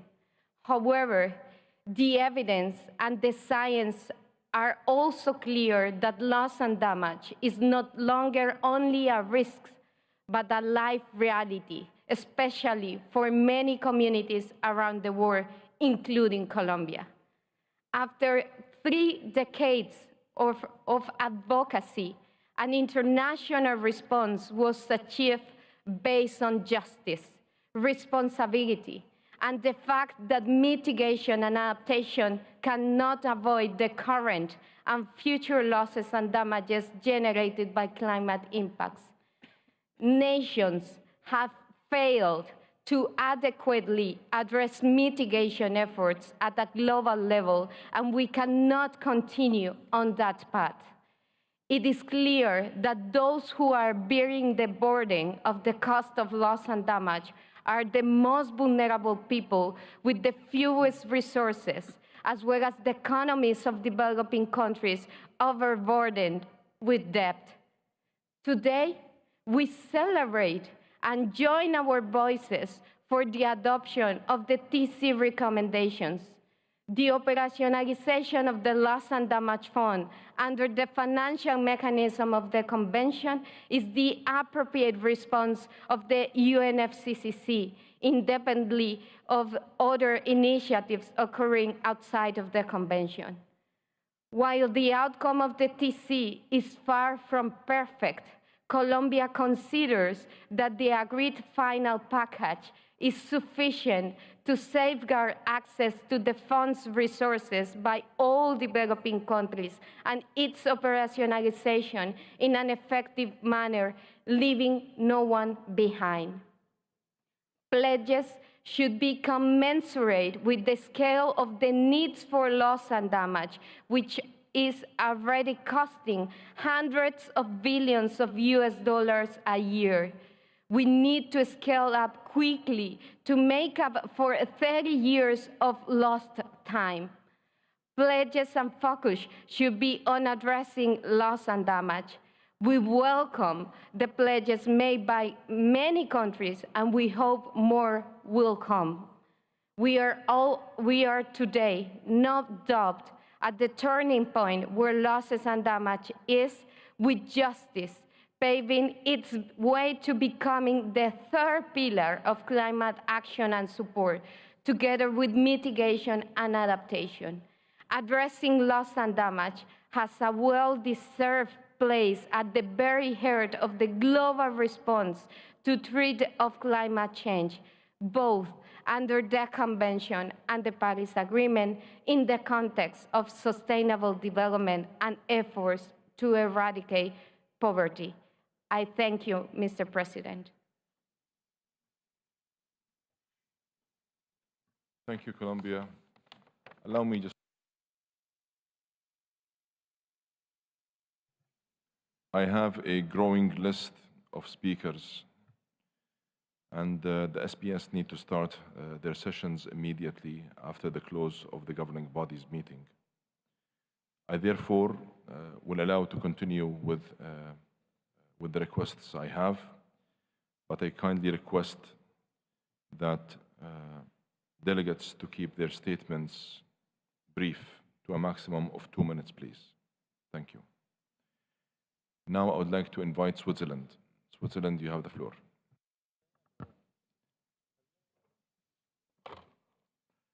Thank you very much, Mr. President. At the outset, let me congratulate you for your election. I would also like to thank the United Arab Emirates for their warm welcome here. I'm delivering this statement on behalf of the Environmental Integrity Group, comprising Georgia, Liechtenstein, Mexico, Monaco, the Republic of Korea, and Switzerland. The EIG appreciates very much the hard work achieved by the Transitional Committee. We welcome the early adoption. This is a strong signal of our commitment, a first major milestone for this COP, and a landmark decision. While we are optimistic to see its adoption today, we note that some difficult issues are being postponed to the board of the fund, such as scope or allocation. We look forward to the swift operationalization of the fund that ensures a human rights approach. We trust that the board will be able to take good decisions to ensure effective action for benefiting those people most in need at the front line of climate change, and the coherence and complementarity of the fund with existing funding arrangements to avert, minimize, and address loss and damage. Last but not least, we want to take up the call of you, Mr. President, that we have to strive at this COP with all our energy to keep the 1.5-degree objective in reach, as this is the most effective way to minimize loss and damage. Thank you. Thank you, Switzerland. I'd like to now invite Egypt. Egypt, you have the floor. Thank you. Thank you very much, Mr. President. And once again, allow me to join others in congratulating you on your election. And we have every confidence in your ability and that of your team to lead our work to an outstanding conclusion this year, building on successes of previous COPs. Mr. President, just over a year ago, we were in a very different place when it came to loss and damage. We were all coming out of the Bonn session with a big fight over inclusion of the very issue of funding of loss and damage on the agenda. It was no small task to get the issue on the agenda of COP27, but even exceeding all of our expectations was actually having a decision on funding and funding arrangements and a fund for loss and damage. I take the floor at this moment, in fact, to acknowledge the incredible work done by a number of people that allowed us to be in this position right now. First and foremost, all of the delegations that huddled with us into late hours of the night in Sharm el-Sheikh and showed tremendous flexibility despite very divergent political positions on the issue, but they all came together at the end of the day, allowed it to go on the agenda, and then came together to allow the adoption of that historical landmark decision. And then the work was not done. We still had the TC, and we had two outstanding co-chairs who led the work, and everyone who was in attendance attested to their central pivotal role in leading the work. But I would be remiss if I did not mention the support provided by the Secretariat. They work behind the scenes, but they really are the backbone of the process, and great thanks on behalf of the outgoing Egyptian COP presidency to them for all the hard work they've done. But lastly, to conclude, let me say thanks to you, the UAE, for bringing this all together here in Dubai, for having this very brilliant idea of starting off and giving us all a good vibe and a good moment to start our work on other issues. Lastly, I think our success here goes way beyond just the very central, critical issue of funding loss and damage. It is a testament to the ability of the community, international community, working collectively to come on together and reach agreement and show that multilateralism is still alive and doing well. Thank you very much.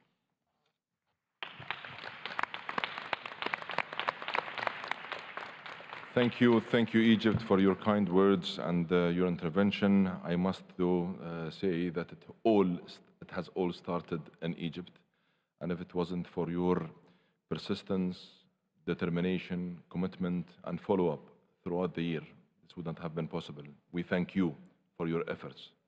Appreciate it. Allow me now to invite Vanuatu, please. Vanuatu, you have the floor. Thank you, Mr. President, for giving me the floor. As the loss and damage mechanism has at long last been operationalized and adopted here in Dubai at COP28, I want to take this opportunity to congratulate the Transitional Committee for their work. My sincere gratitude to the developed countries that have pledged funds to operationalize this very important mechanism, which my country, Vanuatu, among others, brought up 30 years ago. Vanuatu is among the most vulnerable countries in the world. This is personal for me.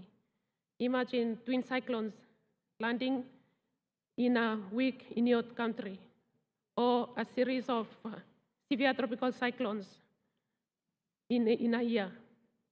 The pledges mark an auspicious start for countries like mine, where vulnerability and loss and damage is a harsh reality today. We are looking forward to growing the fund to meet the huge challenges that my country and many others are facing in the age of climate crisis. Thank you. Thank you. Can I please invite Philippines? Philippines, you have the floor. Shukran, Sidreis. At the outset, since this is the first time that we take the floor, we'd like to thank you and congratulate you for your adept chairing of the meeting. We would also like to congratulate the UAE presidency, the Egyptian presidency, the members and advisors of the Transitional Committee, the G77 in China, and the Asia Pacific Group for facilitating the work, and indeed for all of the partners for this landmark approval of the recommendations of the TC. The Philippines itself was part of the TC, and we are aware of the difficulties that arose before we came to this historic conclusion. The decision for the Philippines, Excellency, comes at a most important and opportune time. The Philippines being most at-risk country to climate change.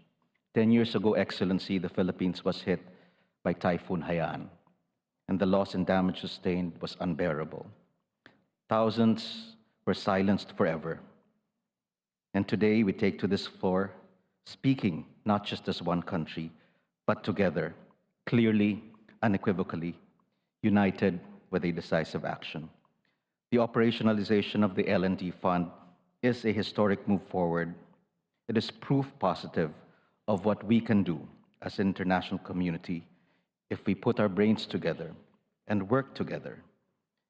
We can move something from being divisive and transform it into something that's truly unifying. But as we celebrate Excellency, let us remember loss and damage is at the latter end of the phenomenon spectrum. We have to realize and remember the important work that also needs to be done for adaptation mitigation efforts to be scaled up. We are grateful for the pledges from our partner countries. We hope that this will assist us, and not just the Philippines, but other at-risk countries.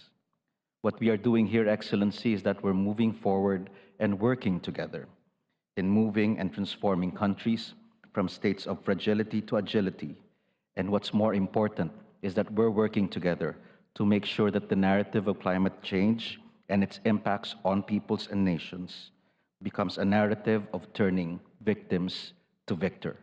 And on this occasion, the Philippines will continue to work very, very hard to reach these goals. And before I end, maybe also thank the UNFCCC Secretariat for the hard work that they've done. Again, we hope that the voice becomes stronger, the unity becomes stronger for the good of the entire world. Thank you very much. Thank you very much. Ghana, you have the floor.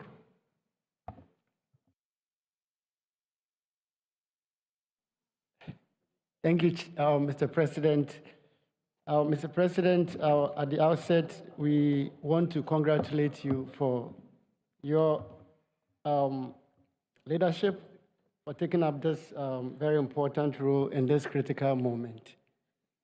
Ghana, as the chair of the Climate Vulnerable Forum, played a very critical role last year in Egypt, trying to campaign about the essence of, first of all, having an agenda adopted as the Egyptian presidency just articulated, and then also articulated through a young lady, 11-year-old girl, who delivered a sterling statement to the world leaders about the essence of having this fund established.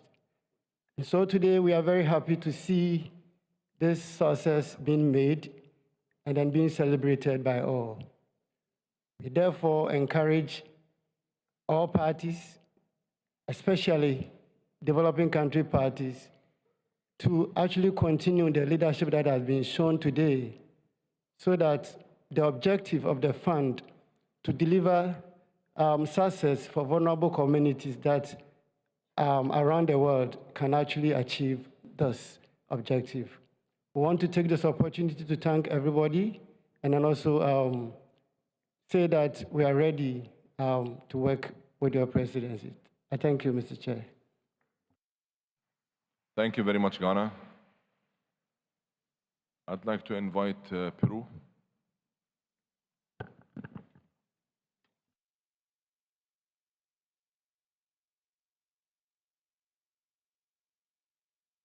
Señor Presidente. Mr.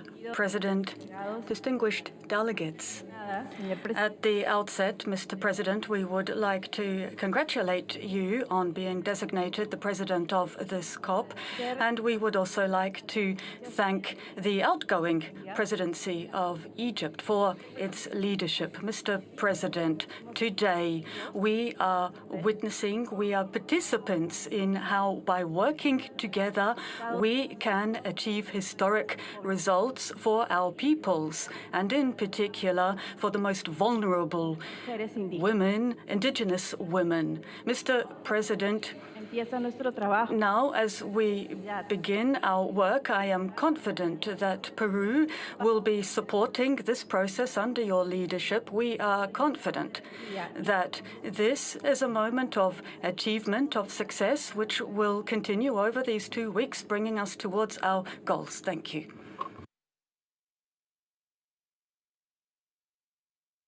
Thank you. I'd like to invite Senegal, please. Senegal, you have the floor. Merci, Monsieur le Président. Thank you, Mr. President. D'abord, permettez-moi au nom At the outset, on behalf of the group of the least developed countries, 46 countries, I would like to congratulate you on your election. et pour votre leadership. And also thank you for your leadership, this leadership that you have shown this morning and this afternoon.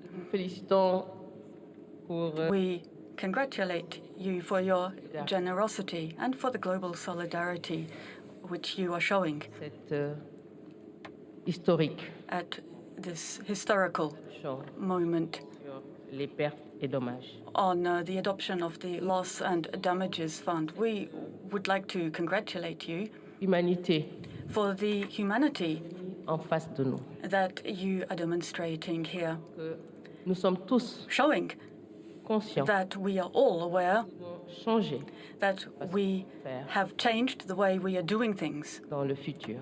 that we will do this in the future, that we are now taking on the needs of the communities most vulnerable to climate change, that we're addressing their needs. And this is particularly true for the least developed countries and for the island states. Nous tenons à remercier We would like to au nom thank you. le comité de transition. On behalf, we would also like to thank the Transition Committee, the Secretariat, and your team for the hard work that you have carried out throughout this process. Répondre à cette demande to de justice. Respond to this demand for justice, attendent de nous. which is what our communities hope to see from you. This fund les modèles de financement. should not simply address financing models, but should guarantee new sources of financing and accessible financing, additional, adequate, and substantive financing in the form of subsidies to allow us to rebuild, to address, to rehabilitate our countries following extreme climate events and slow onset events. We hope that the substantive commitments taken today under your leadership will continue tomorrow and throughout this COP here in Dubai, and to ensure that we have the capitalization for this fund, for the loss and damages fund that we need, so that this year we can see this fund respond effectively to the needs of the impacted communities. Thank you.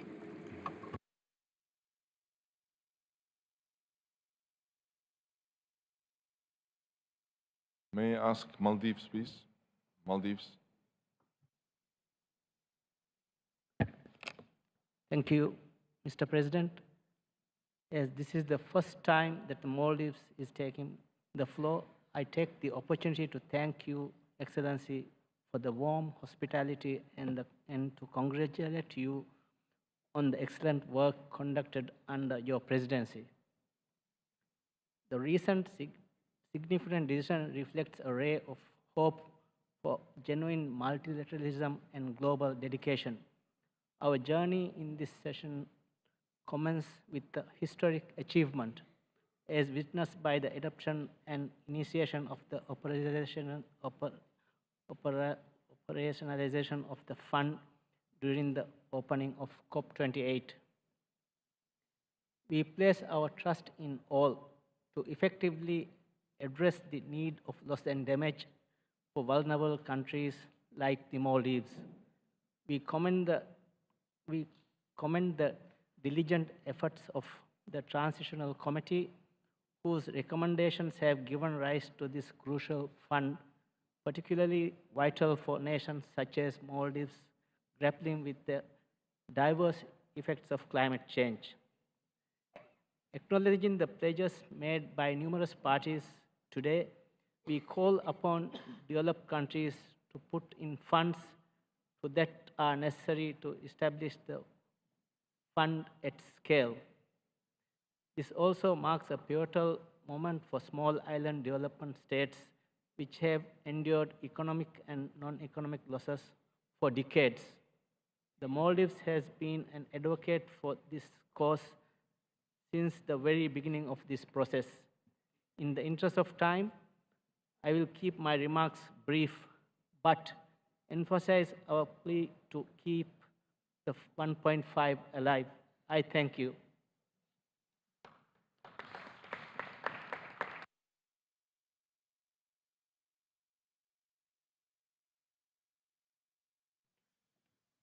Thank you. Can I ask the EU, please? EU, you have the floor. Thank you. Thank you, President. To add to the momentum in the room today, I am pleased to confirm a pledge of an aggregate number from the EU and its member states, including Germany, of at least 225 million euros to the fund.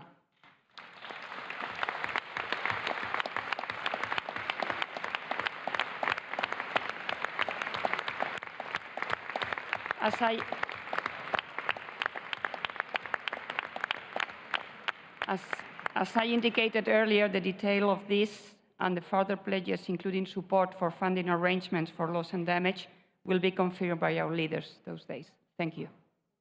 Way to go, EU. Thank you very much. Thank you.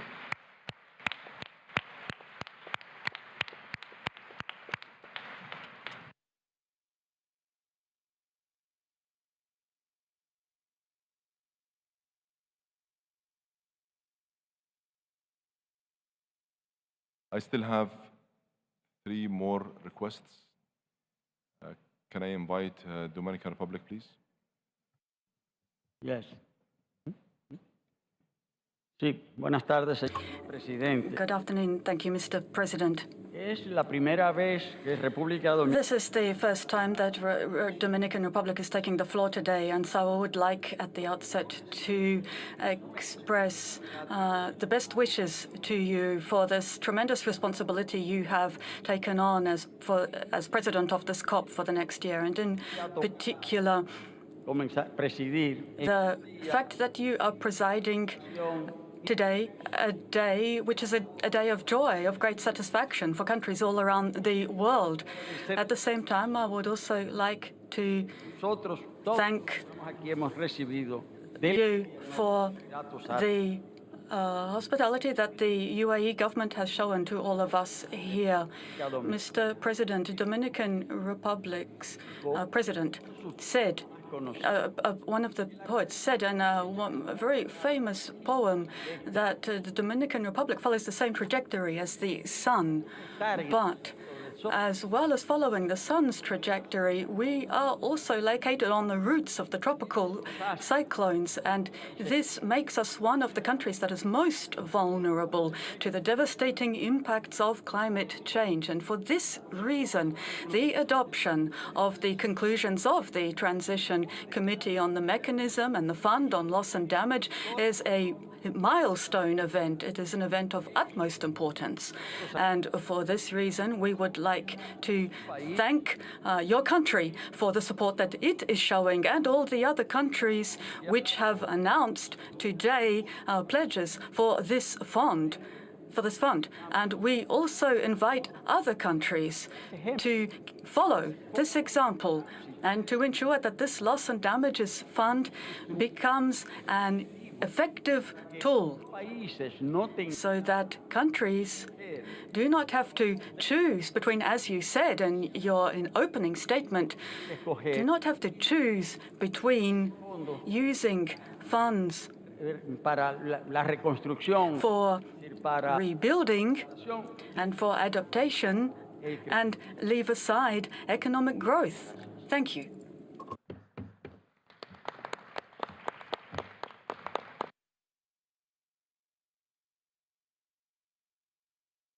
Thank you.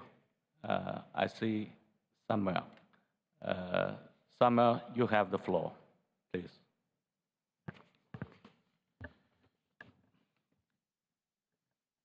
Thank you very much, Mr. President.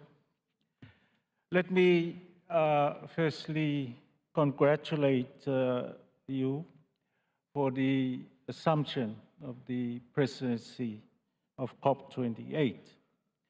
And also for the hard work in bringing us to this historical juncture today with respect to the issue that is of critical importance to the small island development states, the Loss and Damage Fund.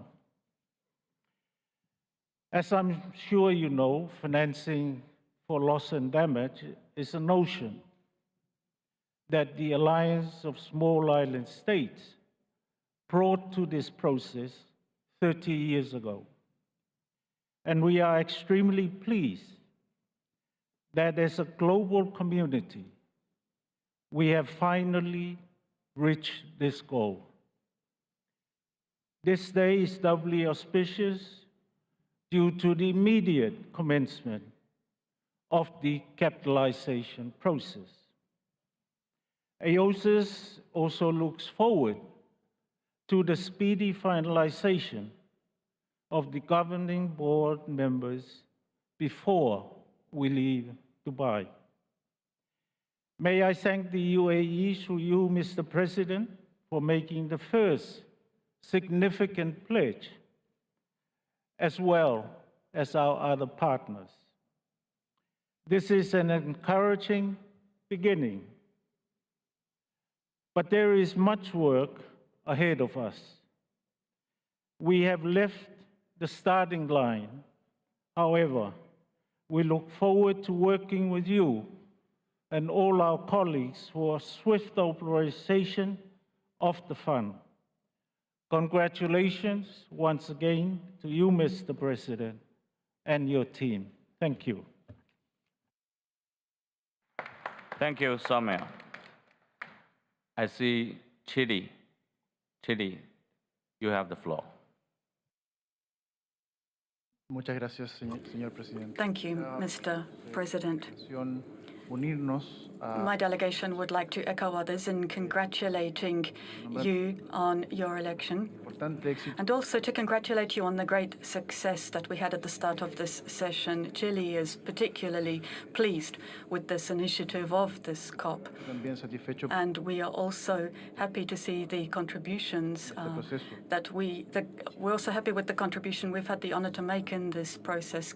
Chile as leading the transition committee and also as a co-facilitator, working through our Ministry of the Environment during COP27, supporting the Egyptian presidency.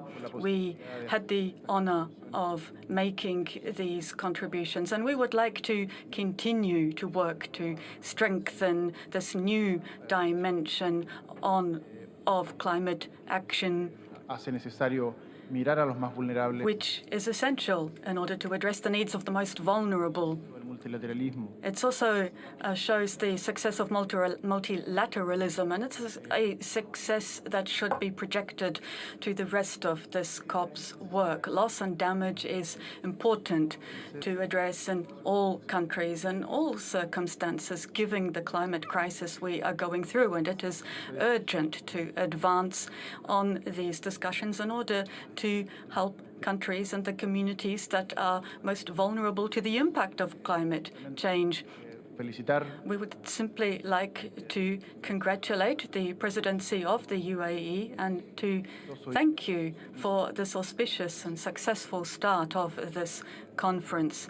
You can count on the ongoing support and contribution of Chile to continue advancing on this road. Thank you. Thank you, Chile. Solomon Islands, you have the floor. Thank you, Mr. President. The Solomon Islands welcomes the decision taken today to operationalize the L&D Fund. We congratulate you on getting this historical decision through on the first day of the COP. We also would like to express our gratitude to the co-chairs of the TC and its members and advisors for their commitment to the groundwork that culminated in the decision taken today. We also would like to acknowledge and appreciate those that have made contributions even today. We hope that the spirit of cooperation and commitment to operationalize the L&D Fund is also translated into reducing emissions, and also a similar momentum be taken for adaptation. We thank you. Thank you, Solomon Islands. That concludes the list of speakers. Together, these pledges demonstrate our commitment to those who are particularly vulnerable to the adverse effects of climate change.